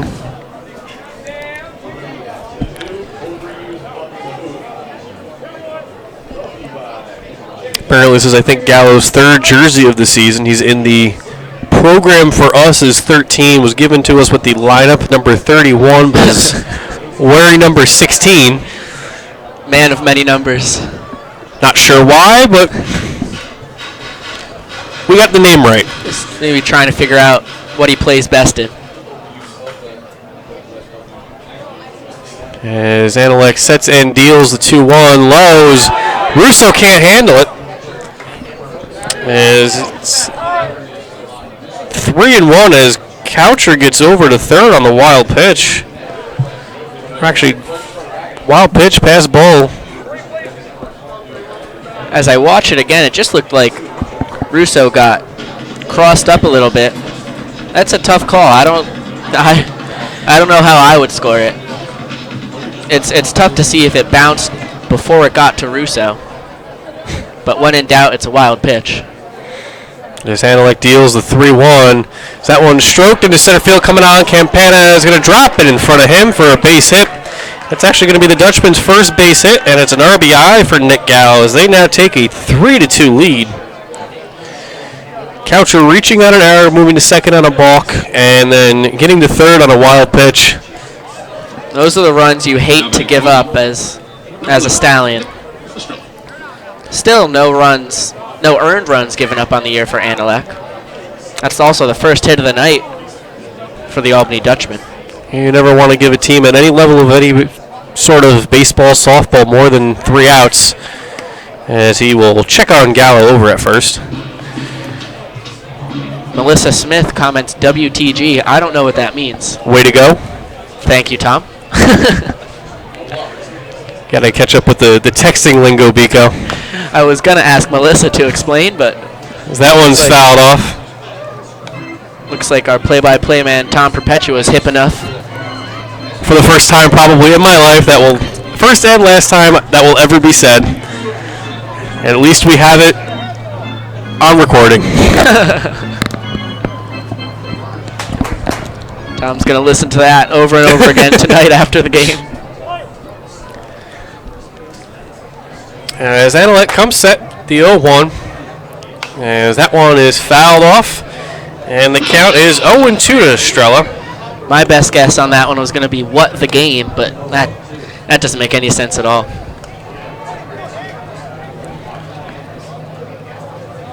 We've got plenty of notes up here on the Dutchman and our own team that I think next one we're going to have to get Biko a translator. Keep selling. Plenty of game left. As Analek will come set and will deal the 0-2. Runner goes. It's a ball as that one's thrown just a bit high. Gallo win to second with a stolen base. Pretty good throw there from Sam Russo and a pretty good pitch to throw on. Almost like a de facto pitch out on the fastball up and away, but the throw is just a bit high. So the count now 1-2 to Estrella. Gallo leading off second. 3-2 Dutchman. And the pitch is fouled off towards the Dutchman. Actually looks like that one clipped Trace Tyre, the first baseman for the Dutchman, as he was able to knock it down. Yeah, Trace Tyre in the hole, standing over there by Peyton Sockwell, and Tyre had a batting glove on his left hand and took the ball right off that hand. And that one's high. So it's now 2-2.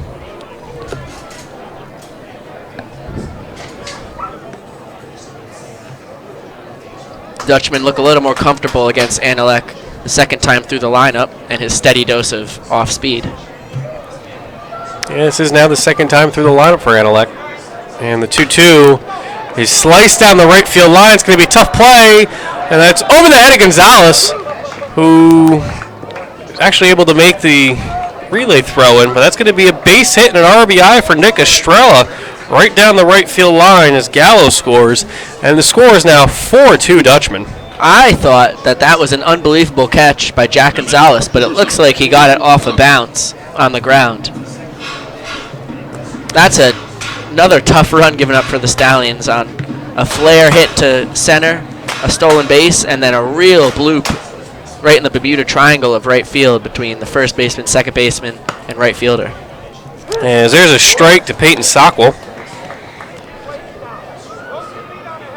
Yeah, those are some tough runs to give up here, but Stallions have shown this year that they do have the bats to get those back. But just some perfectly placed balls and some small ball by the Dutchman as Anelek throws over. Estrella doesn't look like he's able to get a good read over there. The Dutchmen have been relatively successful stealing tonight. They're 2 for 3. Obviously, Antelek did have one pickoff on a stolen base attempt. But both stolen bases ended up being very valuable to get out of a double play opportunity, which then led to a run, and then just there set up that bloop scoring a run. As Estrella getting a solid lead over there at first. Anelek deals, and that's fouled off in the count 0-2 to Sockwell, who struck out looking back in the second. Antelek has done a great job getting ahead of hitters. A lot of 0-2 and 1-2 counts. He can really play around.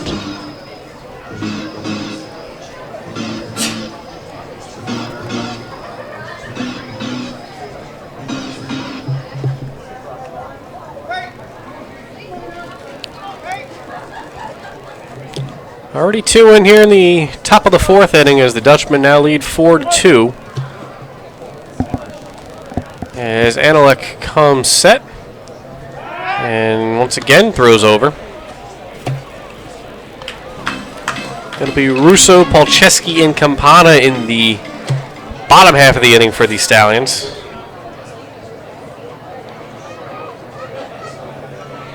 As he's off on the pitch, had a really good jump, probably could have thrown over and had a second pickoff, but Anelek went home and was fouled off by Sockwell.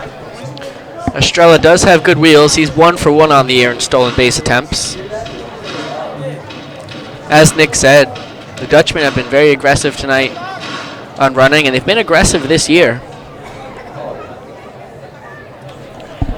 And again, it'll be an 0-2. 7 stolen bases coming into the game, now 9. As that one is fisted and just under the glove of Palczewski. And Estrella will move to third. That ball was not very hard hit, but just in the right place at the right time. And that's a base hit for Sockwell. It's going to be runners on the corners with 2 out for the Dutchman. This is tough. There's nothing that Antelek can be doing better. He's not only getting weak hits, but the balls are just finding the holes. A flare, a bloop, and now a ground ball that just gets by Palczewski at second. 3 of the weakest hits you'll see in succession. Yeah, neither of those balls is really hard hit. Steve Freer comes out to the mound for quick pep talk. Man, sometimes that's just baseball. You can hit it as hard as you can, but right at someone, and then the next guy will get the ball right off the hands for a base hit and an RBI, so that'll bring up Trace Tyre, the first baseman who's walked both times tonight. He's also picked off back in the second, or last inning, sorry, back in the third.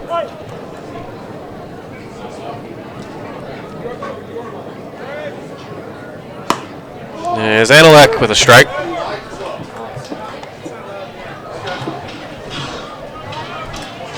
Like I said, Anilek doing a great job getting ahead of hitters. Just the ball has to just find fielders. And the 0-1. Breaking ball, called strike, 0-2.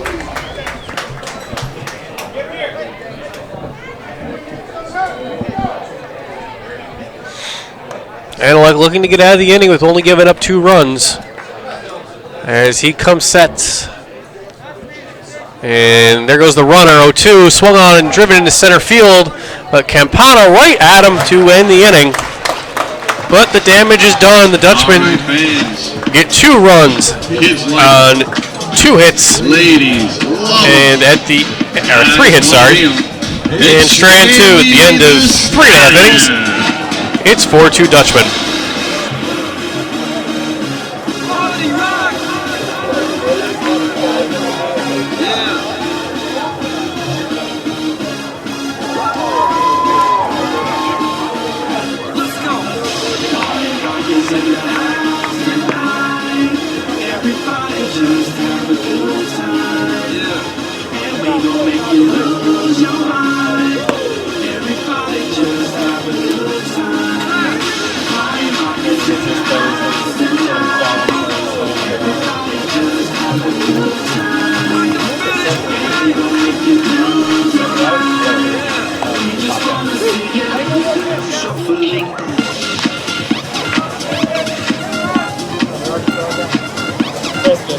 I don't know that I've been at 100% at this point yet. What matters?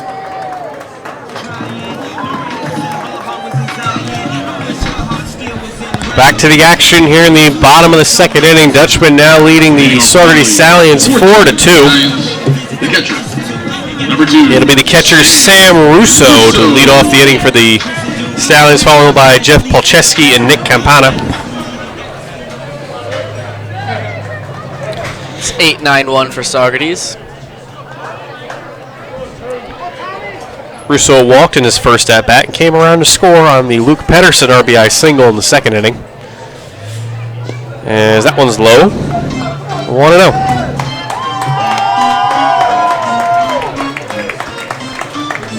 Kevin Hinchy trying to get the crowd pumped up.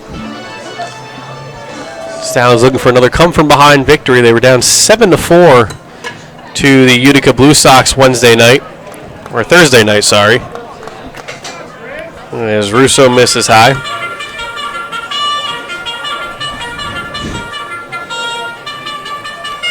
As we got a little bit of a mound visit. Yep, Thursday night when they were down 7-4, ended up coming back and winning 10-7. Scored 6 runs in 3 innings. Nick Campana with the big RBI triple for the go-ahead run. Got this place quite loud.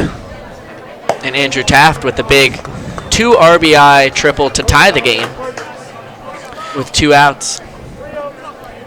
Count now 3-0 to Russo. And that one called strike. As big as Andrew Taft is, he got around the bases quick. Put the ball in the right field corner, and I think right off the bat he was thinking 3. As Russo big cut, and they count now full at 3-2. Russo looking to lead off the inning for the Stallions.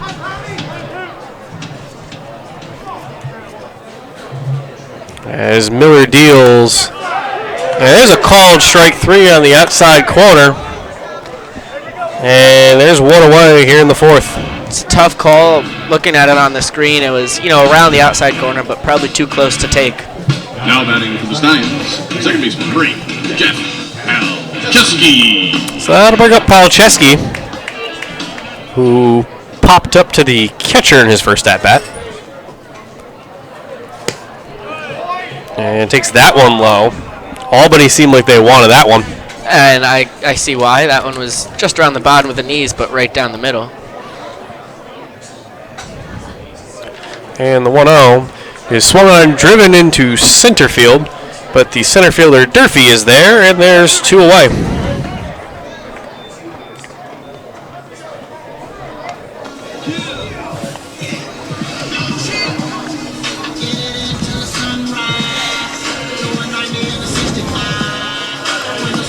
The Stallions center fielder, Nick Campana.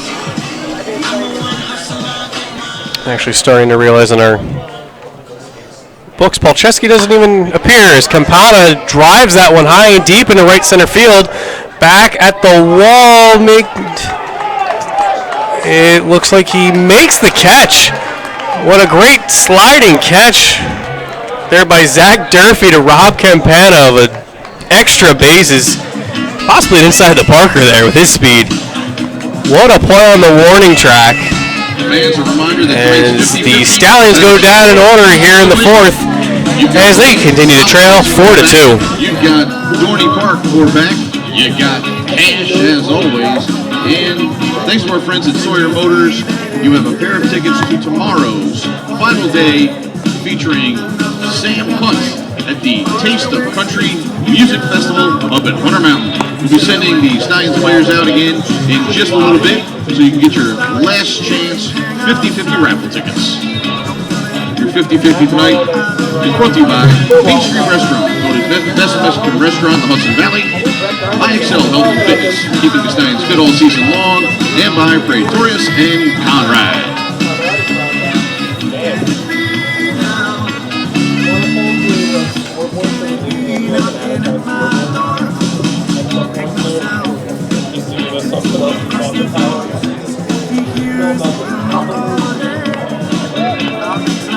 I don't know who's a big never doesn't let it hit. Ready? Leading off the top of the fifth inning, the third baseman, As here we are in the fifth inning. Great play by Zach Durfee to rob Nick Campana of extra bases to end the fourth inning. So it'll be Chase Allen, Brent Holland, and Chris Villa to bat for the Dutchman as they lead the Stallions 4-2. And there's a swing and a miss for a strike. Allen been hit by a pitch and struck out tonight. And Nick Campana absolutely robbed on that. He's been hitting the cover off the ball tonight. And there's a strike. Led off the game with a triple, ripped a single in his next at-bat, and that one was definitely a triple, or like you said, could have been inside the Parker as well. And the 2-0 is popped straight up. As Russo gives it a run, but it's out of play anyway.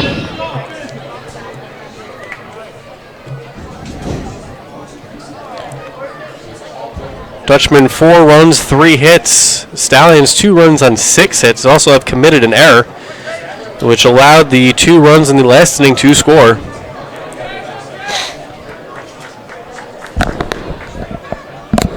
And the 0-2 way upstairs for a ball. Yeah, tough inning for Antelek in the top of the fourth. He should have had a 1-2-3 inning. But throwing error by McKenna followed by a balk and a wild pitch. And then a weak base hit by Gallo. Didn't hit the ball very hard, but just in the right spot. Then a bloop base hit to right and an infield single. And the count now 2-2 now as he swings and misses strike 3. And it looked like he pulled the string there.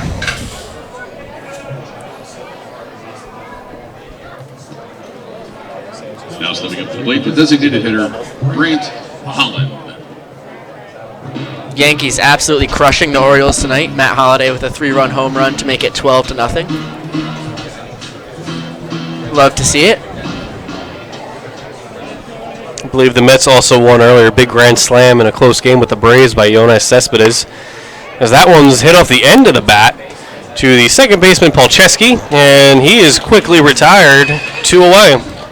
It's a guy that the Mets have really, really missed. The Mets have missed quite a few guys this past season. All right, Stallions As I'm fans, pretty sure half of their... we got the K-Man again.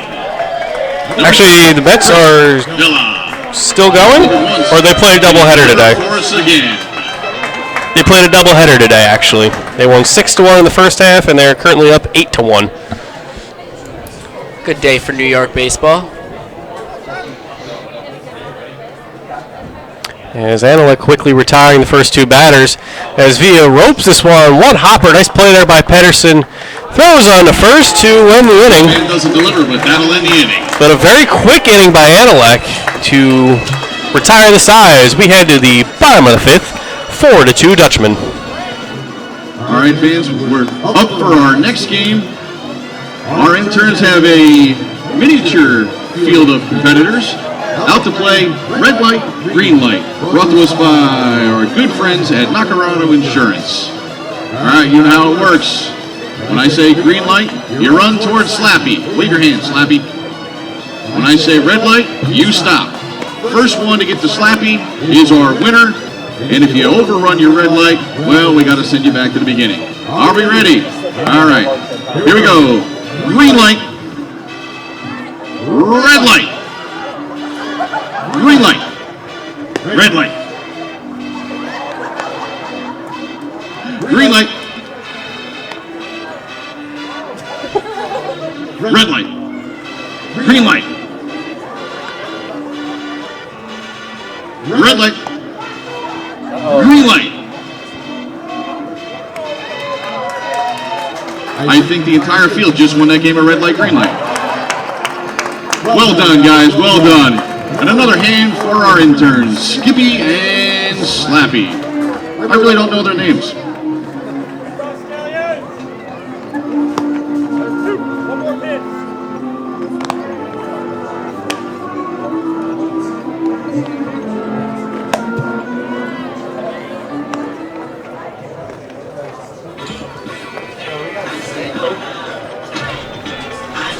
Back here from the Morris Computers broadcast booth, I'm Tom Perpetua with Biko Scala as the Stallions enter the bottom of the fifth, trailing 4-2. Luke Pedersen.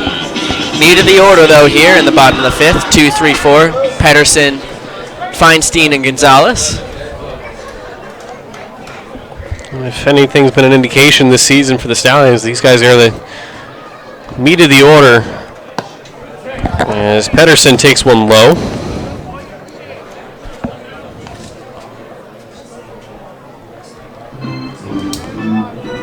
Pedersen and an RBI single back in the second inning, knocking in Sam Russo for the second run of the ball game.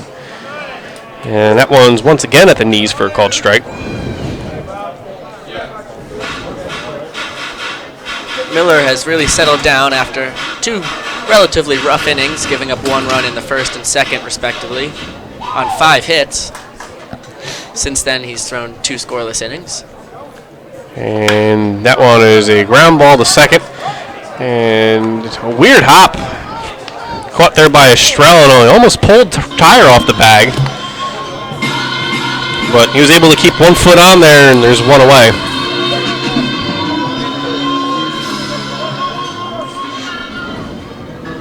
Now stepping up to the plate, the right fielder, number 23, Matt Feinstein. As that'll bring Feinstein up to the plate.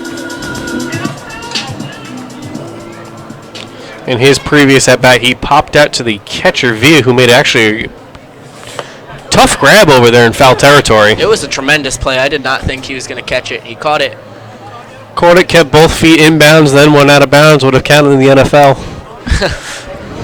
It's right in front of the Dutchman dugout. And the 0-1, again on the outside corner, 0-2. Jack Gonzalez on deck for the Stallions.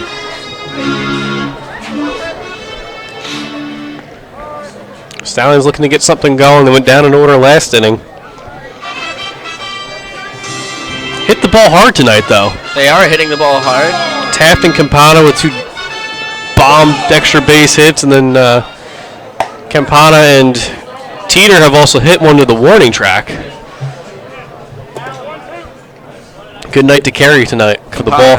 Absolutely robbed by Durfee. Teeter got under it, so Durfee was able to collect himself before getting As Feinstein fouls that one off, as Villa is going to give it a long run. It gets out of play.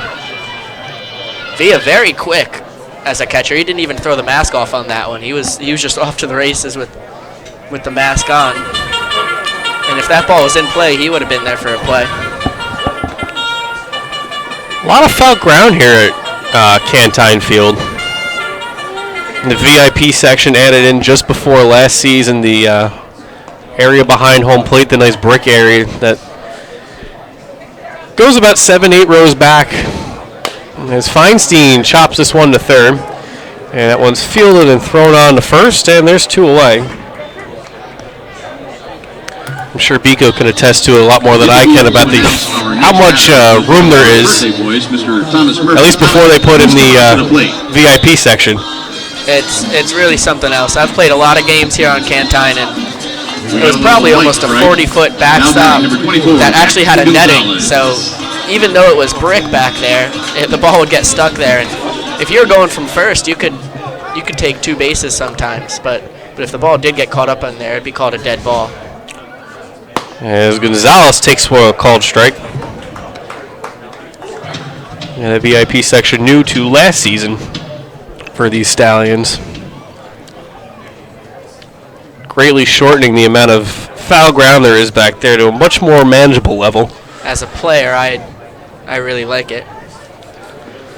Makes it much more realistic. Sometimes the ball can bounce back. There could even be a play on pass balls. As that one misses for Miller, 2-1. If you would like to become a part of the Stallions family, like and share us on Facebook. You could even have birthday parties here. As Gonzalez skies that one. And nobody can find it. As that one gets out of play into the bleachers. We actually have one of the birthday boys up in the broadcast booth right now, and he's getting to announce all the batters this entire inning.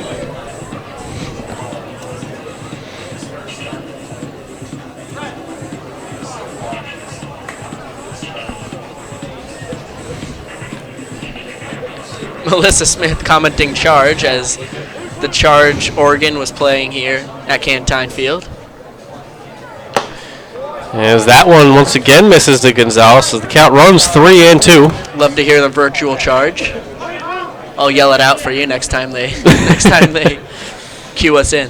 And the 3-2 from Miller swung on and missed, strike 3. Gonzalez down on strikes, and as the Stallions go down consecutive over the second straight inning, we head to the 6th, 4-2 Dutchman.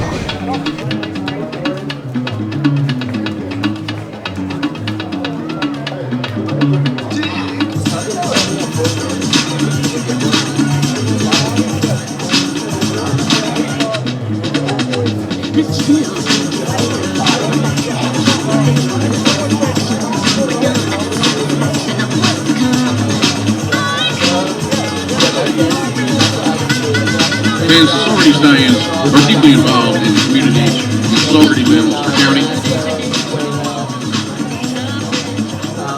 They remind you to support your United Way of Ulster County, where all contributions stay within our wonderful county, helping our neighbors, colleagues, friends, and families.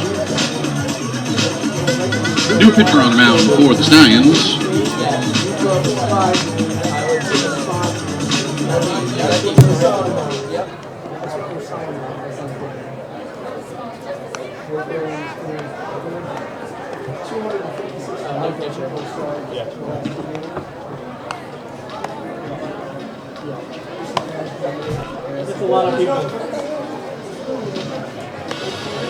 Now coming in to pitch for the Stallions, number 13, John Clayton.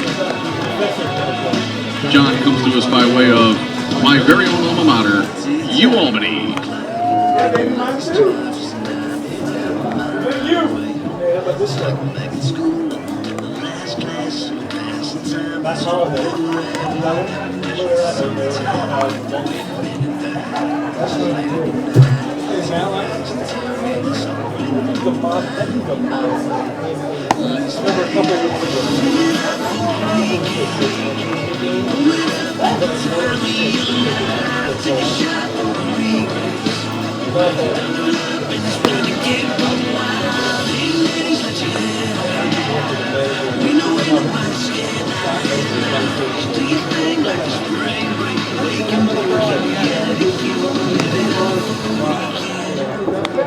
Hey Bradley, I know you're home.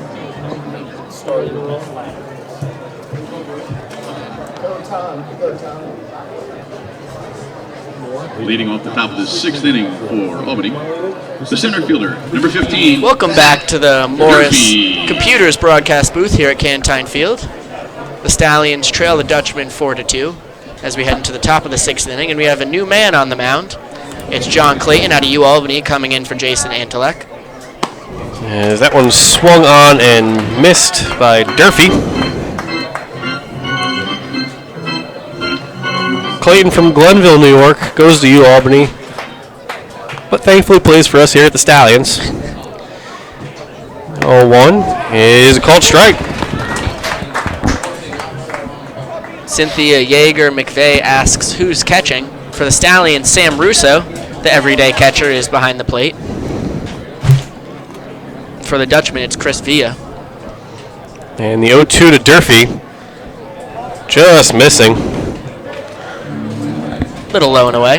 Good spot, though, from Clayton.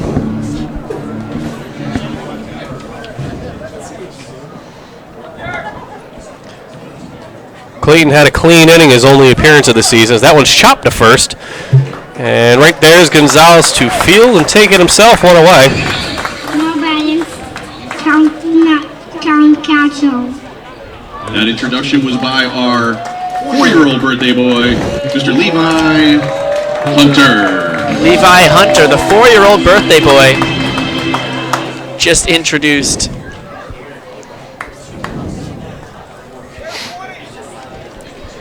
Colin Coucher to the plate.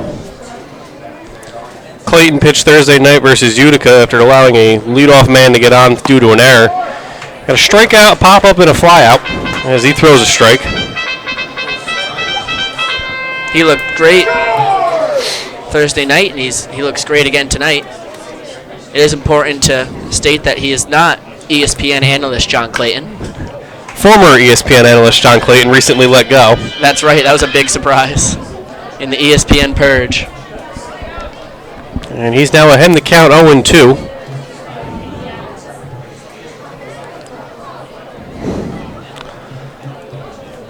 As he deals to the right fielder, Coucher. Missed low and away. Trying to get him to chase. Pretty much the same thing he did to Durfee, just the at-bat before, got him 0-2 and then went low and away. And the 1-2 swung on and missed, strike 3. Blew it right by him, and there's 2 away. Melissa Smith says happy birthday. I'll tell the birthday boy for you, Melissa. Now,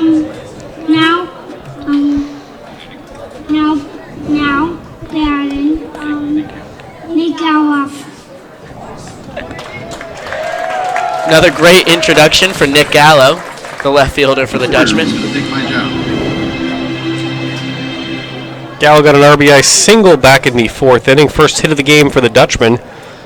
Stole a base and came around to score on the Nick Estrella single. As he takes one at the knees for a called strike. I think our PA announcer could be being replaced permanently by 4-year-old Hunter. And the 0-1 upstairs. Clayton bringing the heat, though.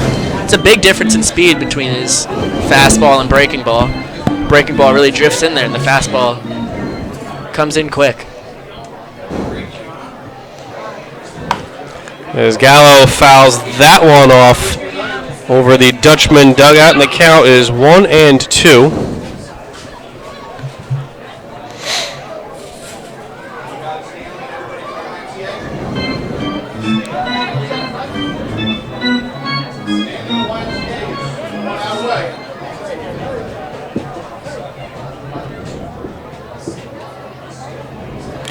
And the 1-2 fouled off the mask of Russo.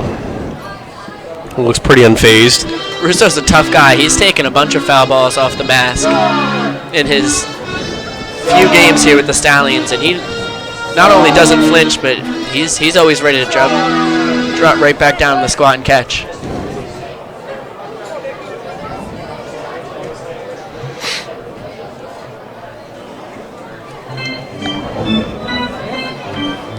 Trying to get the line on Antelek for anybody at home.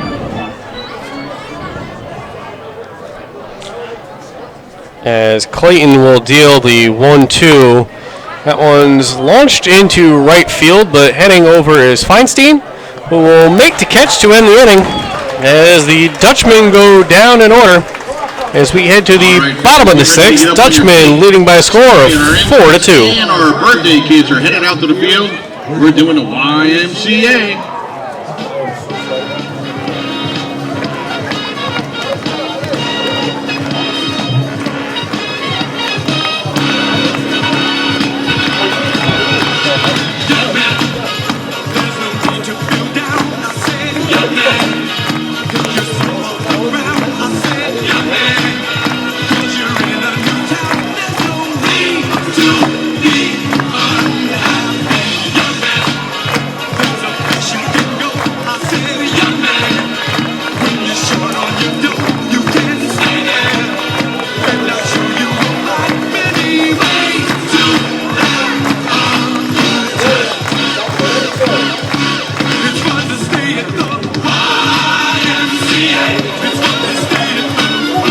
Jeremiah Burke.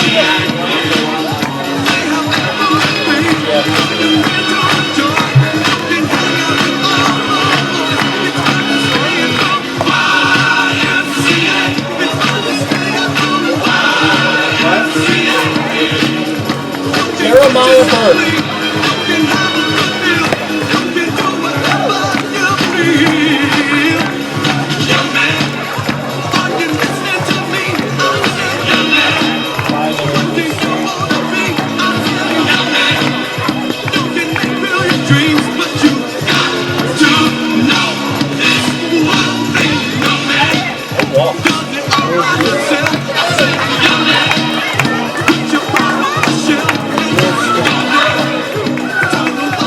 Another great job by Stanley and our interns and our birthday guests for the evening.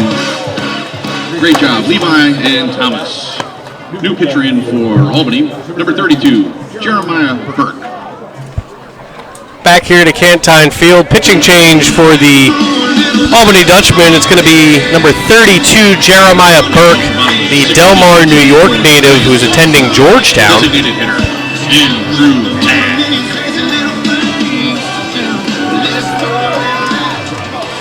It'll be Andrew Taft to lead off the inning, who's 2 for 2 on the night. He's got a single and a double.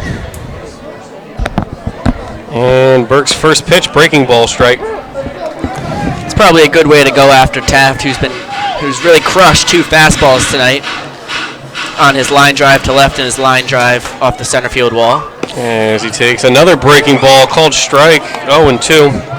That had some serious break coming in. In a minute, I will have the final line on Jason Anelick and the final line on Tommy Miller.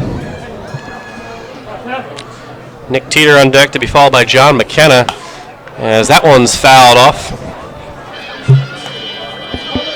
Anelick went 3 2/3 for the Stallions, 4 strikeouts, 1 walk, allowed 3 hits, 2 runs, both unearned. And then Tommy Miller went 5 strong innings for the Dutchman, 5 strikeouts, no walks, 6 hits, 2 earned runs.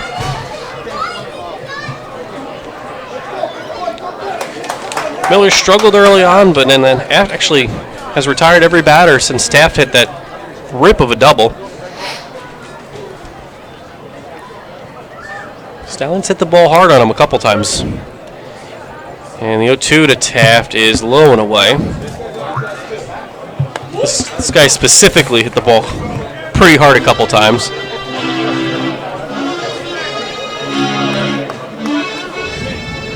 Good move going low and away with the breaking ball after going up and in with the fastball. Also good patience there by Taft to lay off. And that one's called strike at the knees. Taft not happy about it, taking his time back to the dugout. As Taft complains about that call, it reminds me that the Stallions head coach Tom Whitaker has been thrown out of the game. Didn't realize we know Steve Freer was coaching third base a couple innings ago, but apparently Coach Whitaker was tossed back in the second inning when the whole...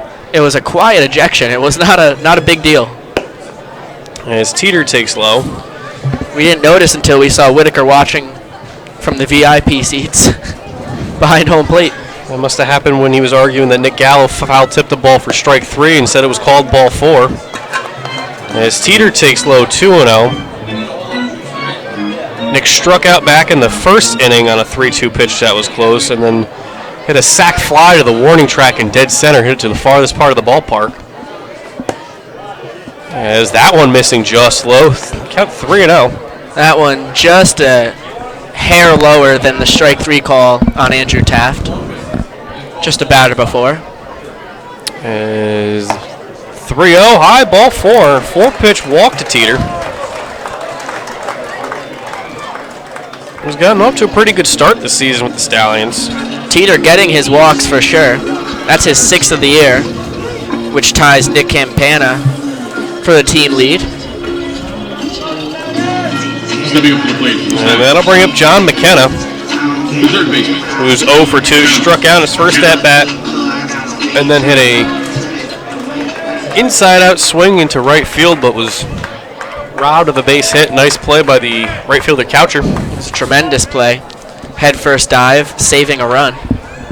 As Burke comes set at the belt and deals. Breaking ball low.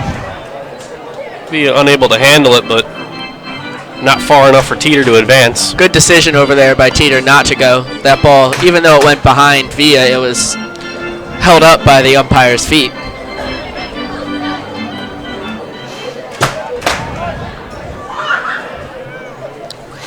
Stallions trailing 4-2 here despite out-hitting the Dutchman. As he swings and misses, 1-1. Teeter actually the first base runner to reach for the Stallions since Taft's double back in the third.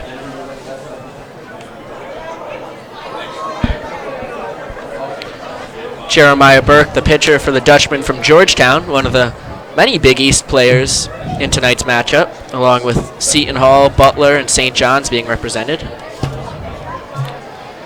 As Teeter dancing off first, that's up and in. That's a tough call there. That one was, if it was down, I could agree. If it was a little more over the plate, I could agree. But the combination of up and in. Actually, apparently that was called a strike. I thought that one was up and in. That's why I said it was. That's a tough call. As that one's chopped off the plate, it's going to be a tough play. As it's barehand thrown on to first. No play there, though. Allen had a tough play to come in on that one and barehand it. But McKenna legs that one out for his first hit as a Stallion, an infield single. Yeah, Chase Allen was playing even with the bag. He wasn't playing in, and that one was a beautiful swinging bunt from McKenna. That's his first hit of the year, as he's now 1 for 4. Brings his batting average up 250 points with one swing of the bat. Hey, hit's a hit. Got to take him any way you can get him in this game. As that'll bring up Sam Russo, the catcher. 0 for 1 tonight, struck out looking and has walked and scored a run.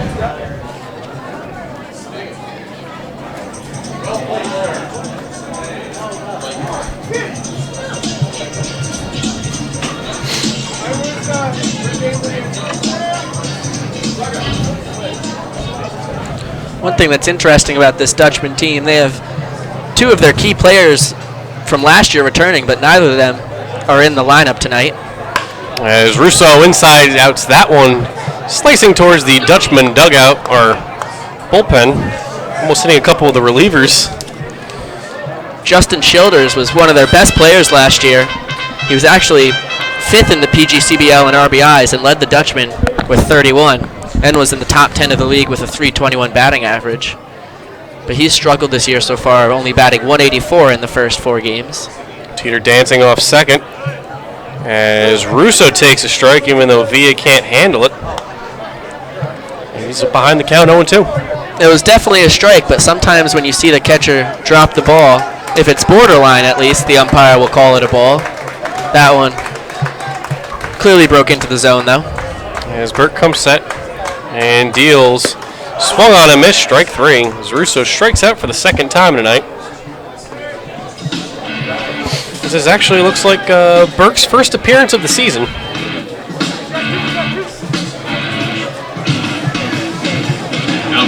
As I was talking about Justin Childers, the other big returner was John Skidmore, who played a lot last year. He didn't have a breakout season like Childers did, though. He actually batted .202, which was 3rd worst for all qualifying hitters in the league. As Paul Chesky takes a ball.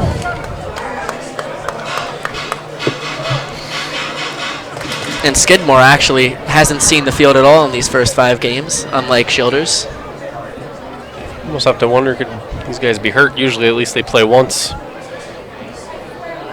As Teeter gets back. Yeah, you see for Saugerties, a guy like John Lizette, who's on a 10-day contract, has played 1 game in the first. 1 for 3 with a run scored last first night. 6. The hometown guy, Johnny Lizette.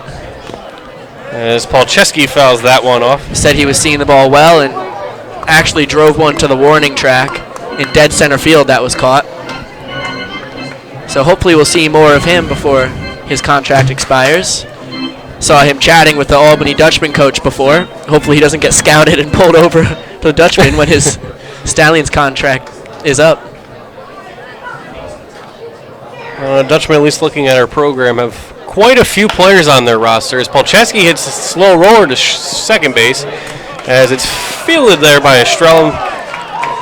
Missed the tag on McKenna, but retires Polcheski to win the inning. All right, And the Stallions strand 2, and at the end of 6, it's 4-2 Dutchman.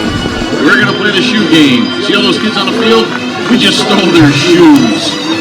We're going to put them out behind third base in the grass, put them out of the grass a little bit. They're right there, perfect. All right, be the first one to get your shoes, put them on your feet, get back to the fence. Hey, you win. All right, let's go. All right, for our third game, we're playing Stallion shoe game. We're going to toss their shoes. They need to run, find their shoes, put the shoes back on. Once the shoe is back on, they have to run back to the fence, and the first one back to the fence will be your winner. On your mark, get set, find your shoes, find your shoes.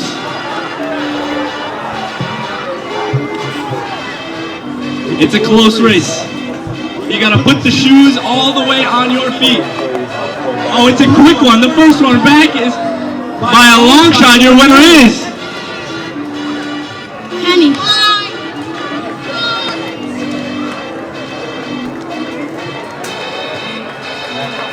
All right, we might keep that one around. That was a lot of fun to watch. Thank you once again to our interns, Skippy and Slappy, brought to us tonight by our friends at Benson Steel. They put stuff up you can't knock down. And by Dallas Wieners. They're our bullpen sponsor as well. Surprised the only hit with that hit tonight.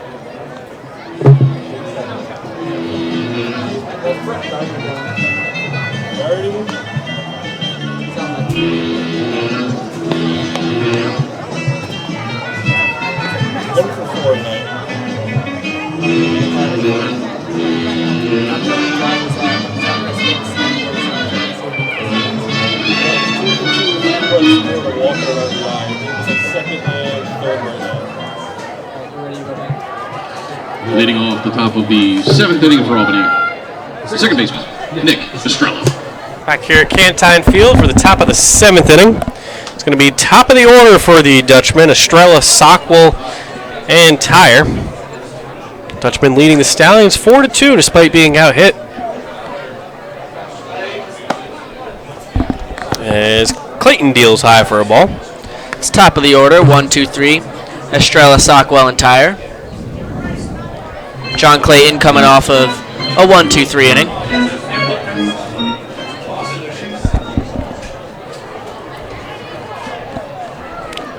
And the 1-0 fouled over the Dutchman dugout.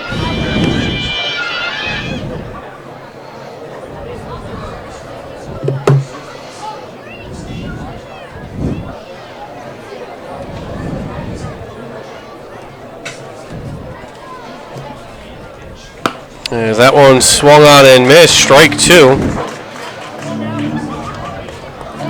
John Clayton actually coming off of a torn rotator cuff injury and hasn't thrown in a long time. The first time he threw was his inning in relief on Thursday night. He's looking like he's in midseason form already. And the 1-2 swung on and missed, strike 3. Estrella goes down. Yeah, Clayton's looked good so far in his relief appearances. Now batting shortstop, Peyton Sockwell. I don't know what they did to repair that torn rotator cuff, but it certainly helped him out.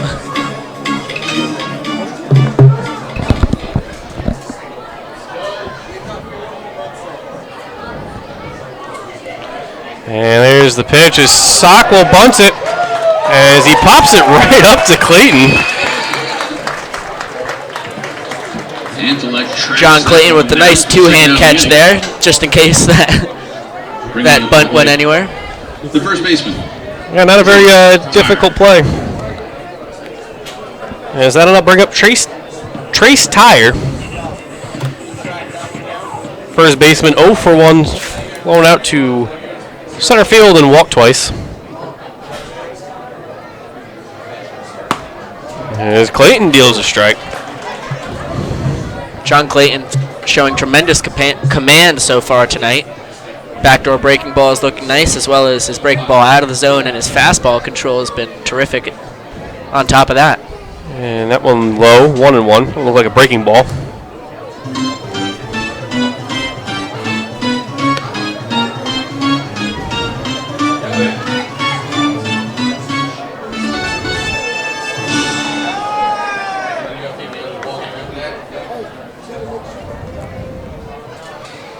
And the count is 1-1. Clayton deals.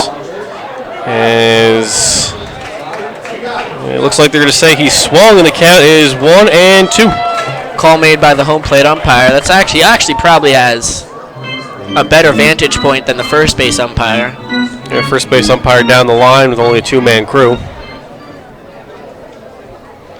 So the count 1-2 here in the 7th inning. Clayton deals just high.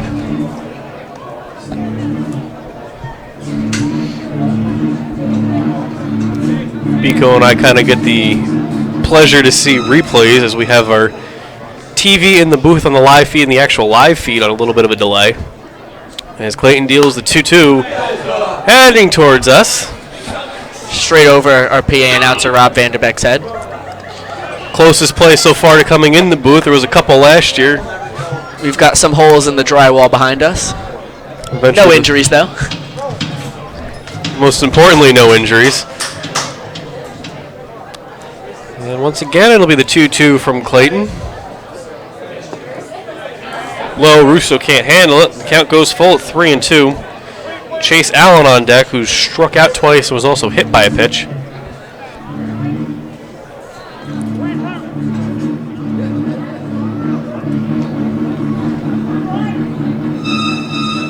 So now it'll be the 3-2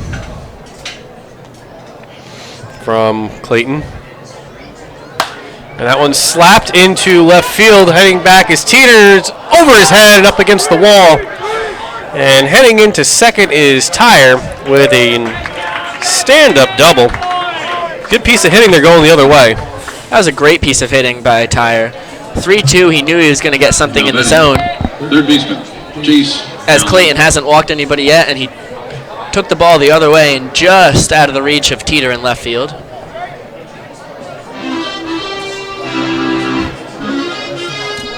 As that'll bring up Chase Allen, who struck out his last 2 at-bats. He's probably quite happy to see Analik out of there.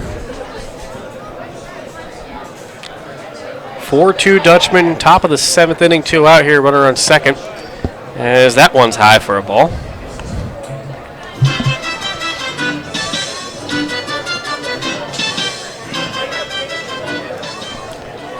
Can't tell if there's any action in the Stallion bullpen. Nothing going on in the Albany bullpen.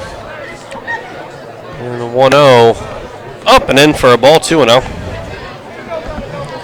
If you would like to sponsor the Saugerties Stallions, you can get sponsorships on the broadcast, via the PA announcer, or on the field. There are signs all over the outfield, and Dallas Hot Wieners has one on the bullpen. As that one's driven high and deep to left. Heading back, Teeter just in front of the warning track. Makes the catch to win the inning.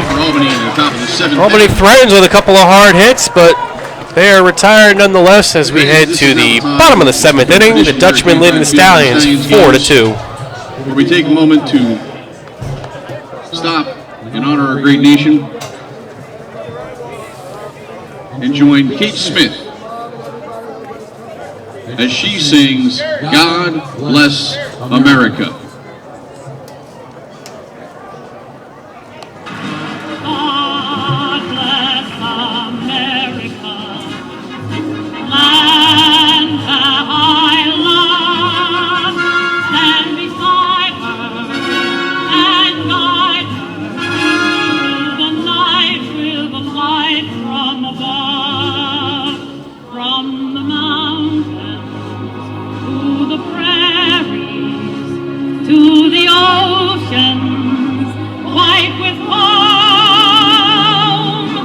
God bless America, my home, sweet home.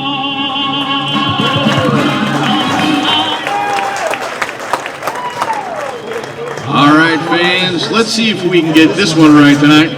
Please join our owner, Mr. Kevin Hinchy, as he leads us in a round of Take Me Out to the Ball Game.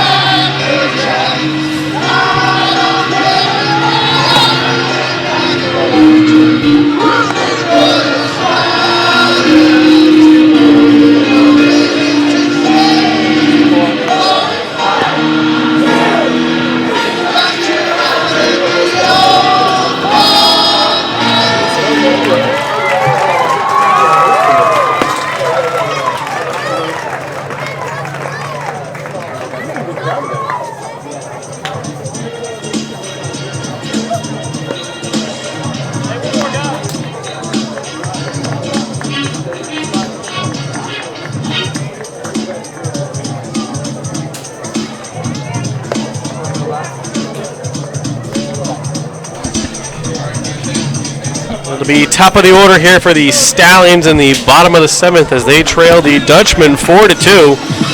What started out looked like it had been a high-scoring affair has turned into a pitcher's battle. Leading off the bottom of the 7th inning for the Stallions. Yeah, it looked like it was going to be another Thursday night where it was back and forth. Ended up being a 10-7 victory for Saugerties, but pitchers have locked down, no runs since the 4th inning. As Campana fouls that one off. Was absolutely robbed of easily a triple his last at-bat by Zach Durfee in center field.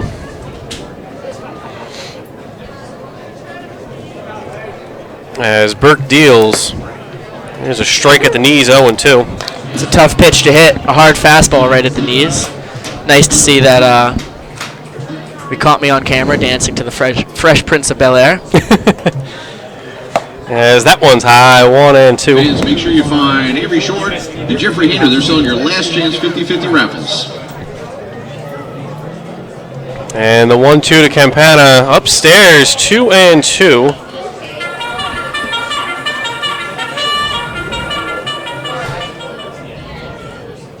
And 2-2, one swung on and driven into center field. Back goes Durfee, who's going to make the catch.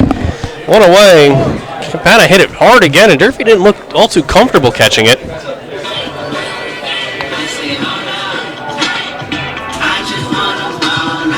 As that'll bring up Luke Pedersen, the shortstop. Now stepping up to the plate. Boy, Nick Campana has been absolutely destroying the ball all night, and another one to dead center field, but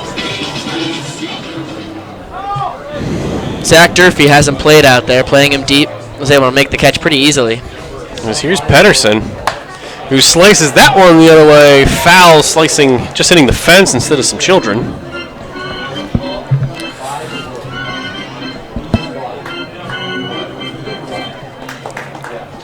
They're really playing him to hit the other way. Big gap down the right field line. As that one just misses, 1-1. Shout out to our broadcast producer, Rebecca Rivette, always hitting the right buttons. She was the one who captured me dancing.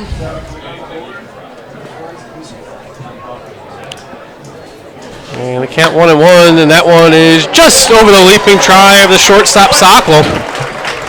As Luke Pedersen with his second base hit of the night. The Stallions have something going here in the 7th.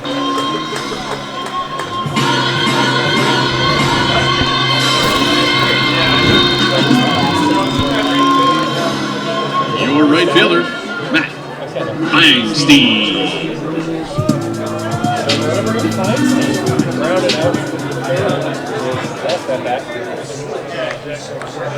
That line drive single by Pedersen. The first solid hit for the Stallions in a while. McKenna did have the infield single last inning, but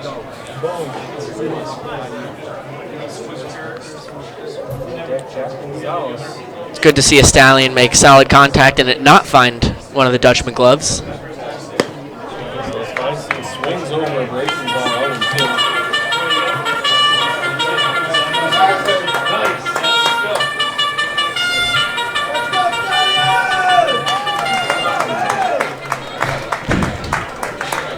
So count 0-2 to Feinstein.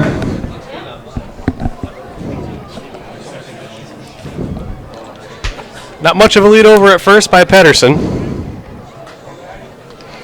Burke the long set, timeout called. Sorry to hear from John Winter Sr. and Diane Meyer-Tumilo that they're having trouble with the broadcast. Feinstein just gets a piece of that one. Once in a while it'll freeze for me on my laptop, but refreshing it always brings it back.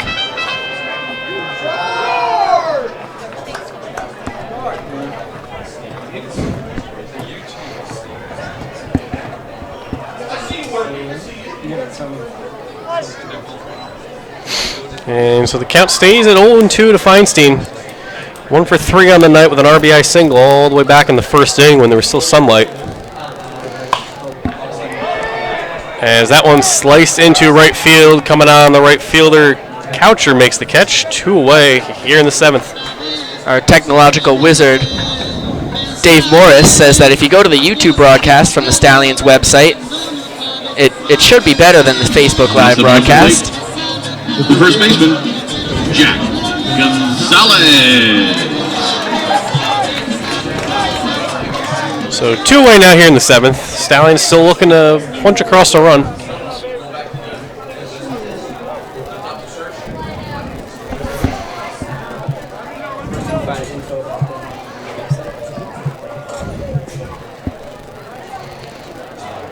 Jack Gonzalez is a hitter. Pedersen not a big lead over at first.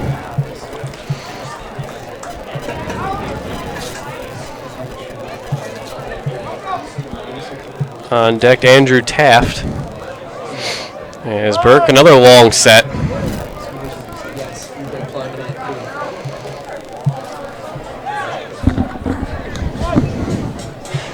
It'll be Holland, Vila, and Durfee in the 8th inning to hit for the Dutchman. And Burke, and there's a strike to Gonzalez.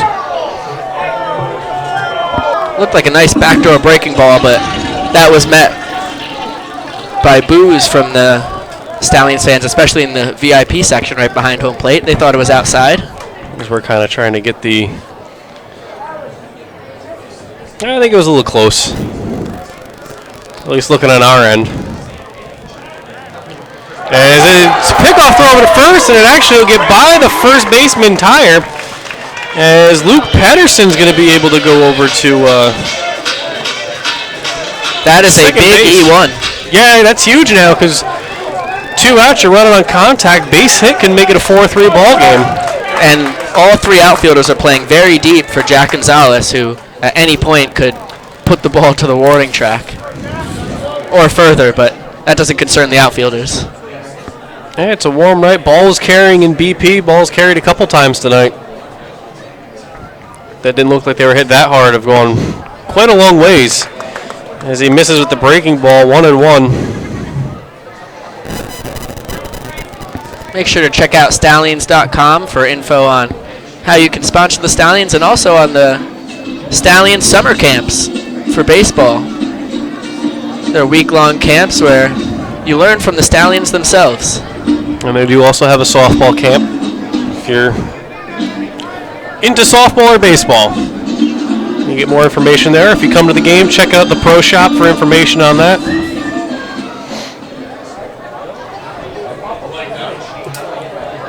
As Gonzalez steps back in, count 1-1. Pedersen leading off second base. Stallions still trailing by 2, though. And there is a fastball strike, 1-2. Another good pitch there from Burke.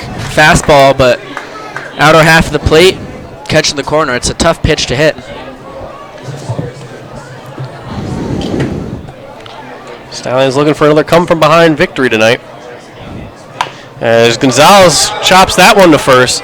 Tyer's going to field and flip to first to end the inning. Stallions will strand another runner as we head to the 8th inning. 4-2 Dutchman.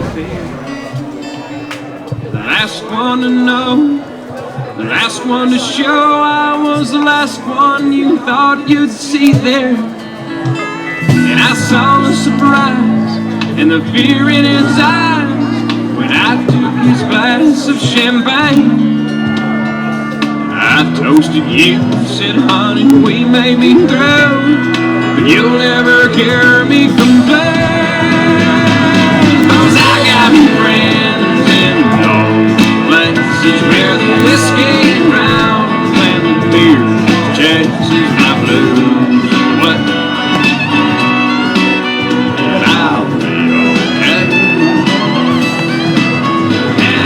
I'm not big on social graces. Think I'll slip on down in the oasis. So I've got a friend in love faces.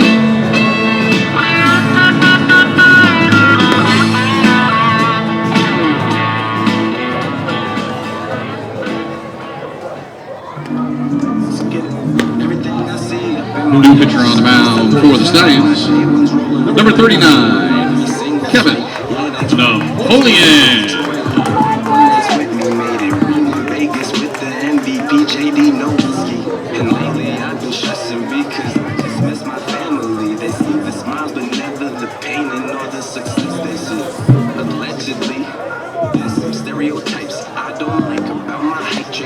HDMH for life. Yeah, that's right, so I copyright. Prove myself right. Cloudy day, smile so bright.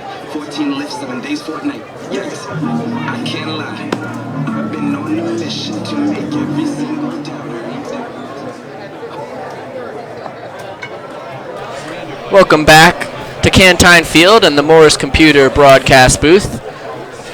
The Albany Dutchmen lead the Saugerties Stallions 4-2 as we head into the top of the 8th inning. It's a new pitcher for the Stallions as Kevin Napoleon takes over for John Clayton. Napoleon throwing to his teammate Leading off the top of the 8th inning from Butler University. Napoleon and Russo, Grant Holland. battery mates from school. It's always good when you come over to a new league to have at least a teammate with you, especially if you're a pitcher. It's great when he's your catcher, for sure. As Napoleon deals a strike.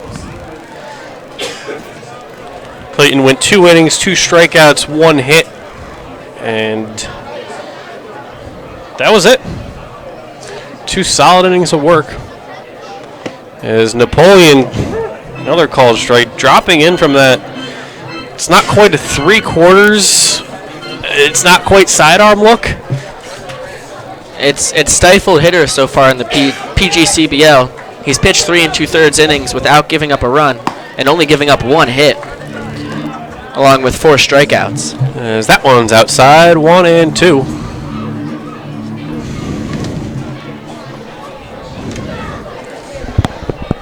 Napoleon pitched on opening night for the Stallions. As it'll be a 1-2. Swung on and missed. Strike 3. Holland down on strikes.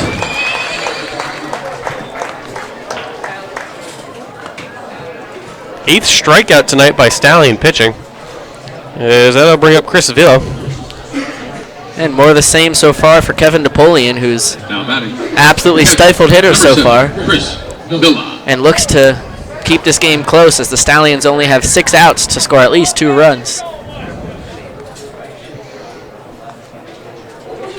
On deck is Zach Durfee, the center fielder, has had a couple of tough plays out there. And Napoleon throws a strike to Villa.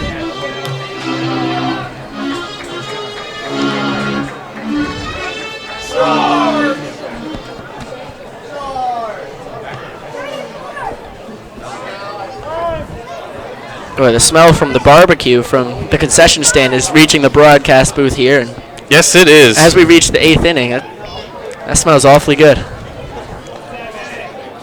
As Napoleon deals the 0-1. And it's a ground ball to third. McKenna fields, throws the first in, plenty of time. 2 away.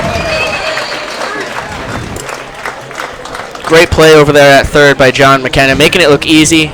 Shuffled his feet in front of it and made a nice solid throw across the diamond. Center fielder. As that'll bring up Zach Durfee. Stallions still trailing 4-2. Bottom half of the inning, they'll have Andrew Taft, Nick Teeter, and John McKenna coming to the plate. As Napoleon comes set and deals breaking ball low. If you're enjoying this broadcast and want to become part of the Stallions family, please like and share it. Like and share the Stallions page, as we're trying to grow bigger and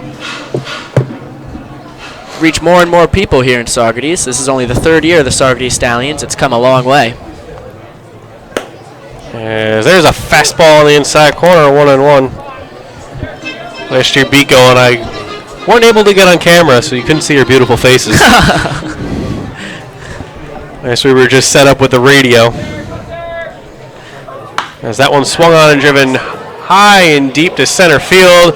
Heading back goes Campana, who's going to make the catch in front of the warning track to end the inning. As the Dutchmen go down in order, 1-2-3.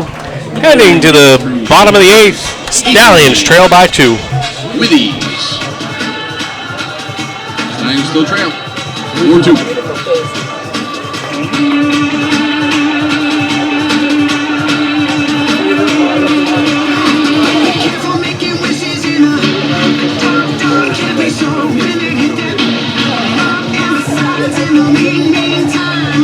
I'm just dreaming of tearing you apart. I'm in the deep, deep days with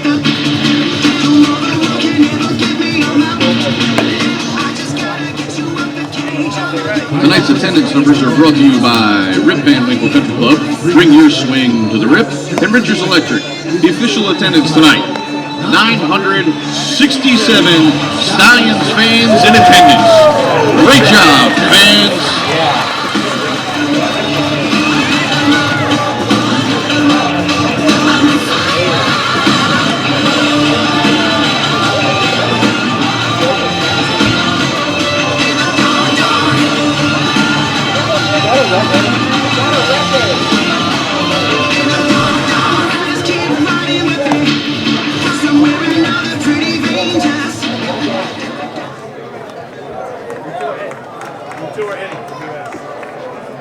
We are back at Cantines Field and coming from the Morris Computers broadcast booth as the Stallions come up to bat in the bottom of the 8th inning, trailing Albany 4-2. The big man. And looking to close up this gap. It'll be DH big man number 35 Andrew Taft to get things going here. Struck out looking his last at bat. Takes a fastball low and away. Just announced tonight's attendance at 967, which haven't gotten it confirmed yet. Might actually be the record for the Stallions. As Taft hits that one a mile high, as that one's going to land just beyond the Stallion dugout. Looked like the third baseman for the Dutchman, Chase Allen, was limping on his way over to that. Nice job. Not sure if anything has happened to him, but he's certainly playing through it if it has. And it'll be Taft, Teeter, and McKenna scheduled to hit in the bottom half of the 8th. The Stallions trailing by 2, riding a 3-game winning streak. And Burke's pitch, called strike. 1 and 2. Taft wasn't happy with the his last at bat with the strike zone. And Taft expresses his feelings to the umpires as he grounds that one to short. It's fielded there by Sockwell, thrown on the first, 1 away. Good to hear from Mara Basesto that her broadcast is working great, and I agree that it's probably a Wi-Fi thing. I'm taking my Wi-Fi from the Cantines complex here in Saugerties, so I expect some glitches once in a while. That'll bring up Nick Teeter. 0 for 1 on the night.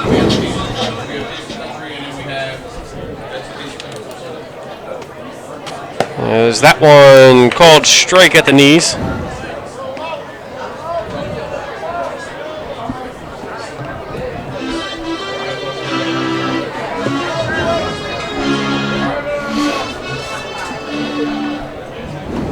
Burke in his 3rd inning of work for the Dutchman, as Teeter swings and misses on a breaking ball, 0-2. It's been a tremendous pitching performance combined between Tommy Miller and Jeremiah Burke. Tommy Miller threw 5 innings on 2 runs, and Burke is now in his 3rd inning, giving up only none. As Teeter swings and misses for strike 3. And there's quickly 2 Stallions retired here in the 8th.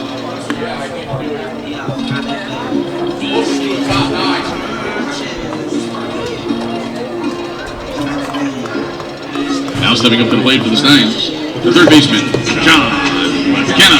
As that'll bring up McKenna, who got his first base hit of the season in his last at-bat. He's 1 for 3 tonight. See, he takes a strike at the knees.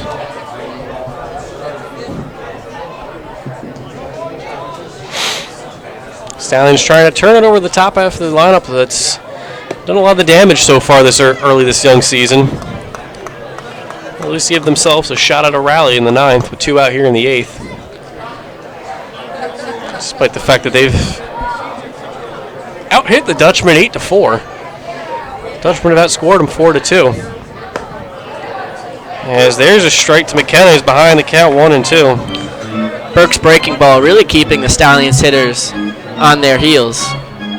He's been able to place it brilliantly in his 2 2/3 innings of work. 3/3. As that one swung on and missed, strike 3, and Burke bringing the heat in his 3rd inning of work, striking out 2 Stallions that inning. As we head to the 9th, 4-2 Dutchman.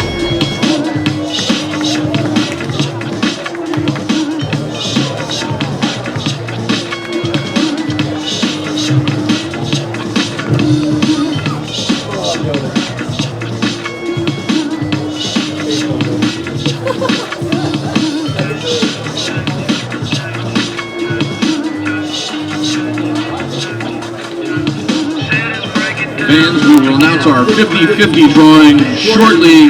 Time to start digging for those raffle tickets.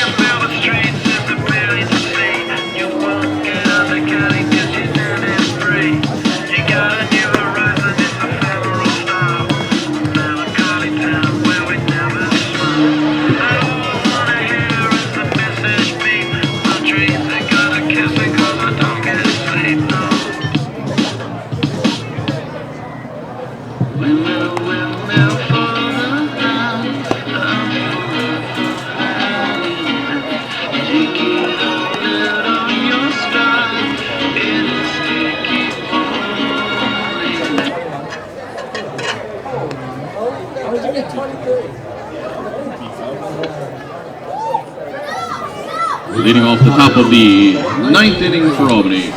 And we're here in the ninth. Number 8, Colin Coucher. Coucher, Gallo, and Estrella for the Dutchman. 8-9-1. Gallo, Coucher, 0 for 3, but currently has the winning run, which he fouls that one off, heading towards the lights down the right field line. Scored the go-ahead run back in the 4th inning with 2 out, hit a ground ball. John McKenna kind of slipped, wasn't able to field it cleanly, then reached second on a balk and went to third on a wild pitch before Nick Gallo was able to slap a base hit. And that's the go-ahead run right now for the Dutchman, as that one misses low. Great to hear that you'll be here tomorrow, Mara. Also great that you're Nick Campana's mom. Must be nice to watch your son hit the heck out of the ball. As Napoleon deals, fouled off. I don't know how far away East Chester, New York is from here, but that's where Nick Campana's from. And so the count is 1-2 to Coucher. Our producer, Rebecca Rivette, mentions it might be near Westchester. That's a good idea. And the 1-2 just misses. It would only make sense that East Chester is west of Westchester. Or east. I'm sorry.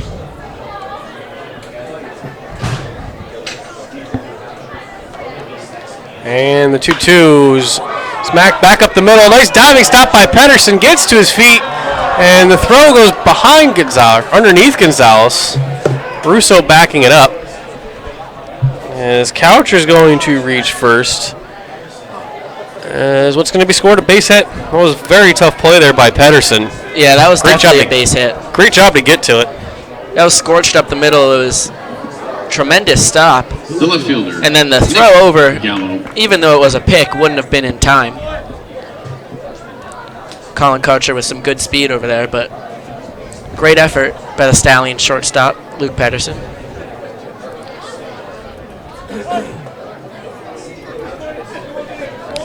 As that'll bring up Nick Gallo. As he squares around the bunt. Pulls back just a bit high. 1-0.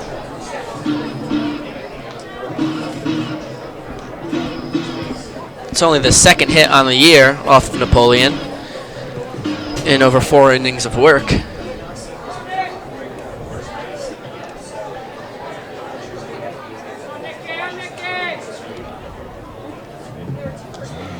There's Napoleon a long set and deals. Slice foul out of play.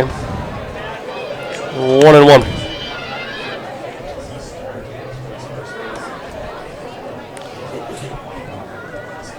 Stallions trailing 4-2 here. Here in the top of the ninth. In the bottom of the inning, it'll be Sam Russo, Jeff Palczewski, and Nick Campana to hit for the Stallions. And the 1-1 squares around the bunt. As that one just misses. That's another one. Both 2-1. Both the first pitch of the at-bat and that one that looked like it was a strike.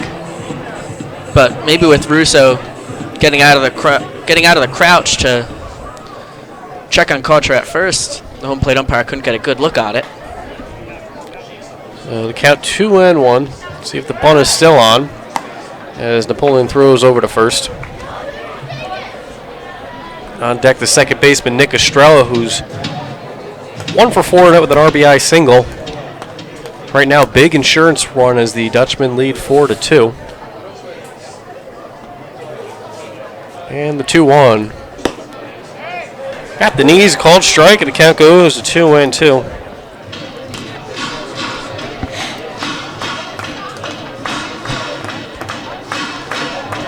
At stake tonight for the Stallions, a 2-game home winning streak and a 3-game winning streak overall. Actually, they're undefeated at home through 2 games at home. That one swung on and driven high and deep to right center field. Campana over, it's not going to be able to get it. It's going to go all the way to the wall. Gets it in pretty quickly. And a good cutoff by Luke Pedersen, only holding Gallo to a double. And Coucher only has to stop at third, but it's a big double there for Gallo. It's going to be second and third, nobody out. That was a tremendous piece of hitting. Just a hard line drive in the right center field gap. Nick Campana, great job getting over there and getting that ball in so fast. Coucher had a great read on it. He was rounding second by the time that ball hit the grass. But Campana got there fast, and it was a good throw into the infield. Now batting, Nick Estrella. Which, if Napoleon can get out of this without letting Coucher in, could be a big play by the Stallion center fielder. As the Stallions moving the infield in now with nobody out, down by 2 here in the 9th. It's top of the order for the Dutchman, Nick Estrella. Coucher on third, Gallo off second. As Napoleon deals low. Estrella has struck out twice tonight.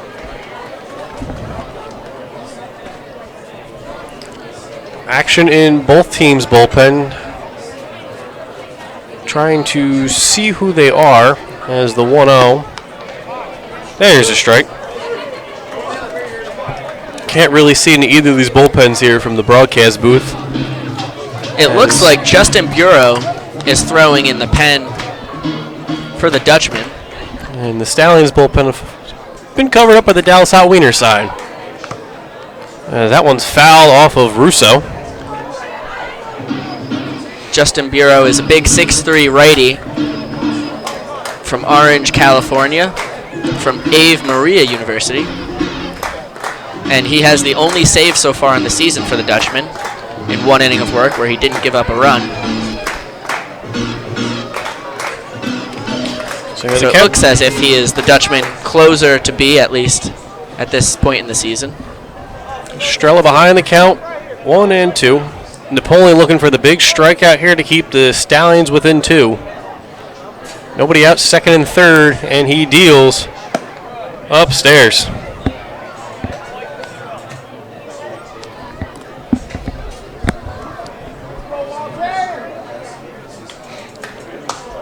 Justin Bureau has stopped throwing. They may not bring him in if the Dutchmen tack on a couple runs here, as it won't be a save opportunity anymore. And the 2-2. That one is stroked down the left field line, just foul.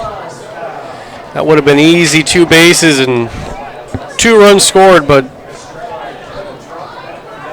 wait to see this on our screen here. It looked like it was foul by maybe an inch. Yeah, it was just foul, not by much though. So count stays at 2-2. Hopefully Napoleon's living low in the zone here. Look to get a ground ball or a strikeout. Stallions outfield playing pretty far in. Outside, 3-2. To try and cut off Coucher at home.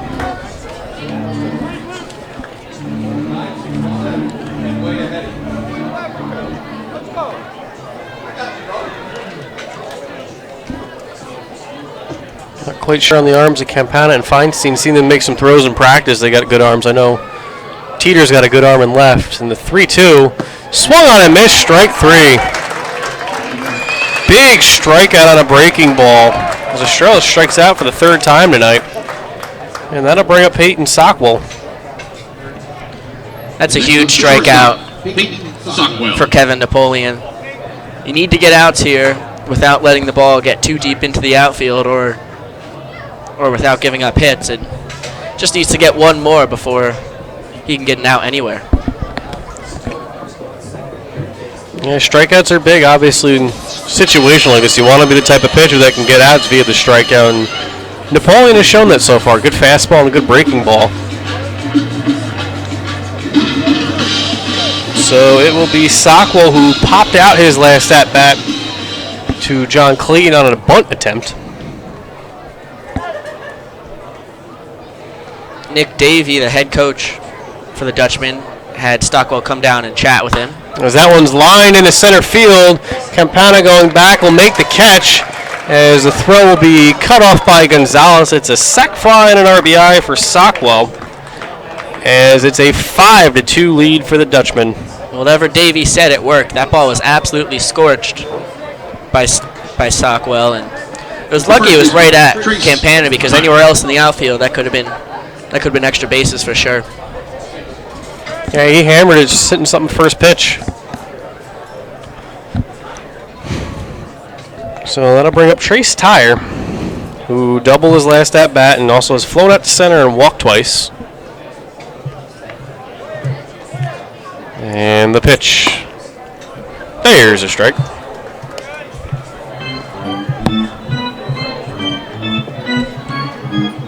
Napoleon looking to limit the damage here. Hopefully get the Stallions up in the bottom of the ninth, only trailing 3. And the pitch outside. Fans, it's time to get out your raffle tickets. We're going to draw the winning numbers at the end of this half inning. That run scored by the Dutchman, the first time either team scored since Albany scored 2 back in the top of the 4th inning. It's been some tremendous pitching performances from both sides. I mean, the Stallions threatened back in the first and second innings, but have really been shut down since, as that one is lined up the middle and fielded by Pedersen, who throws the first in time. But the Dutchman had a big insurance run as we now head to the bottom of the ninth. 5-2 Dutchman. First ticket for Dorney Park Family 4-pack. 651-9587. 651-9587 for Dorney Park. Next one up for Lake Compounds, another Family 4-pack. Winning number 502-0663. 0663. All right. Now our Taste of Country passes for tomorrow. Full day. Sam Hunt is your headliner. 502-0634. 0634. And the final ticket, here's your $253 cash. 502-0704. And down by the VIP seats, you see Scott Wickham. Reality, there goes gravity, there goes gravity, choke. He's so mad, but he won't give up. Daddies, he know he won't have it. He knows his whole back to these ropes. It don't matter, he's dope. He knows that, but he's broke. He's so sad that he knows when he goes back to this mobile home. That's when it's back to the lab again, yo. This old rhapsody better go capture this moment and hope it don't happen. It's out in the music, the moment you own it, you better never let it go. Only get one shot, do not miss your chance to blow. Opportunity comes once in a lifetime, you better. It's out in the music, the moment you own it, you better never let it go. Only get one shot, do not miss your chance to blow. Opportunity comes once in a lifetime, you better. Welcome back to Cantine Field and the Morris Computer Broadcast booth on Pico Scala with Tom Perpetua as the Stallions come to bat in the bottom of the 9th inning, trailing the Albany Dutchman 5-2. And it'll be a pinch hitter, Connor Powers, to lead off the top of the 9th. It's 8-9-1 for Saugerties. Powers out of the University of Albany. Swings his first pitch right back to the pitcher. New pitcher, Justin Bureau, and there's one away. I believe that was actually Powers' first at-bat of the season. And he was swinging first pitch. Well, he hit it right where you want. He just didn't get quite enough on it. Bureau was able to get a glove up. But if you get it past the pitcher, that's usually a base hit. Connor Moroder. And now it looks like Connor Moroder will pinch hit for Palczewski.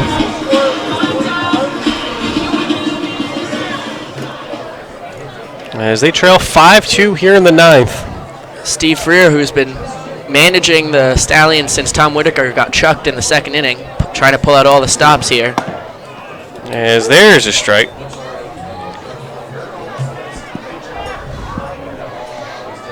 Bureau, a very high leg kick. Bit of an awkward, funky motion that just deceives the hitter just enough. As Moroder behind the count 0-1, swings and fouls that one off into the crowd, and the count goes to 0-2. Like I said, when Bureau was warming up in the Dutchman bullpen, he's only had one outing where he threw a scoreless inning and has the only save of the year for the Dutchman. He struck out 2 in the inning pitch, gave up no hits and no walks.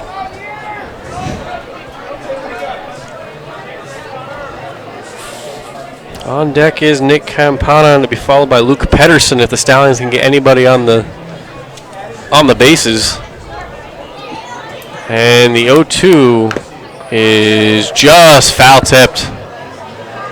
As Villa looked like he took that one maybe off the hand. That's gotta hurt.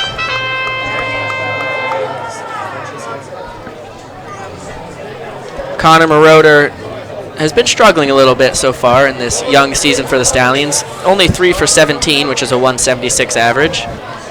He's played a bunch of games at second base. He's looking to break through. In a tough spot here, 0-2 against the Dutchman closer, Bureau. And the 0-2 got him looking, a nice breaking ball, 2 away. That was a beautiful breaking ball from Bureau.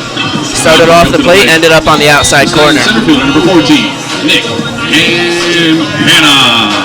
That'll bring off leadoff man and center fielder Nick Campana, as he looks to extend the night for the Stallions as they trail 5-2 down to the last out here in the 9th. As Bureau comes to the set, man deals.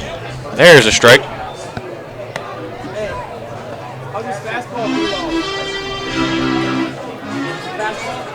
Campana has been drilling the ball all game. He has 4 rockets. As that one's low and away. Fans, we're still looking for It's only one 2 for last 4 to raffle show ticket for here. it, but It's for the Taste of Country Music Festival tickets, 502-0634. every at-bat he's been drilling the ball to the center of the field. See if he can keep the Stallions' hopes alive here. Problem is he keeps hitting it to the deepest part of the ballpark. As that one's low and away, 2-1.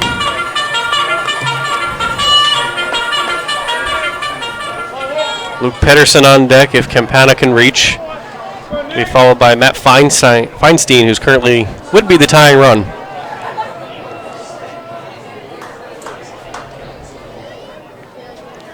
And here's the 2-1 to Campana, breaking ball high, 3-1. Walk is as good as a hit here. Stallions need to get 2 guys on no matter what before they can start thinking about mashing the ball. And the 3-1. Another breaking ball called strike, and the count goes full at 3-2. It's a tough pitch, 3-1 breaking ball, not what you're looking for normally. As he's got Campana off balance, and we'll see what Bureau goes here. 3-2, 2 out. Stallions down to their final strike. Swung on and missed. Strike 3, and that'll do it. As the Dutchmen come into Cantine Field and end the Stallions' winning streak at 3 by a score of 5-2. For a great night, a great crowd, and great energy. We'll see you again for their next home game, which is tomorrow night, 7 o'clock, right here. Stallions come out again tomorrow night against the defending champs, Amsterdam. Again, Bika will be on the radio call, as I'm kind of the utility guy up here in the booth, taking over for PA announcer Rob Vanderbeck probably tomorrow night. But nonetheless, Bika will be here, bring you all the action here on Facebook. We have a YouTube feed as well. Big thanks to Dave Morris for setting all this up and making this possible. Here in really the Morris tremendous. Computers broadcast booth. It's tremendous to be able to do this. Big thanks to Rebecca Rivette, pressing all the right buttons as our broadcasting producer. Everything you see is because of her. And we'll be back tomorrow night. Once Check again, out an interview with one of the Stallions as well that we will upload to Facebook after the game, as we'll hear their thoughts about tonight's loss to Albany and how they're going to approach the Mohawks tomorrow night. and that's it for us as the Albany Dutchmen beat the Saugerties Stallions by a final score of 5-2, handing the Stallions their third loss on the season and dropping their record at 3-3, their first loss as well at home. And I'm Tom Perpetua. I'm Pico Scala. Have a good night.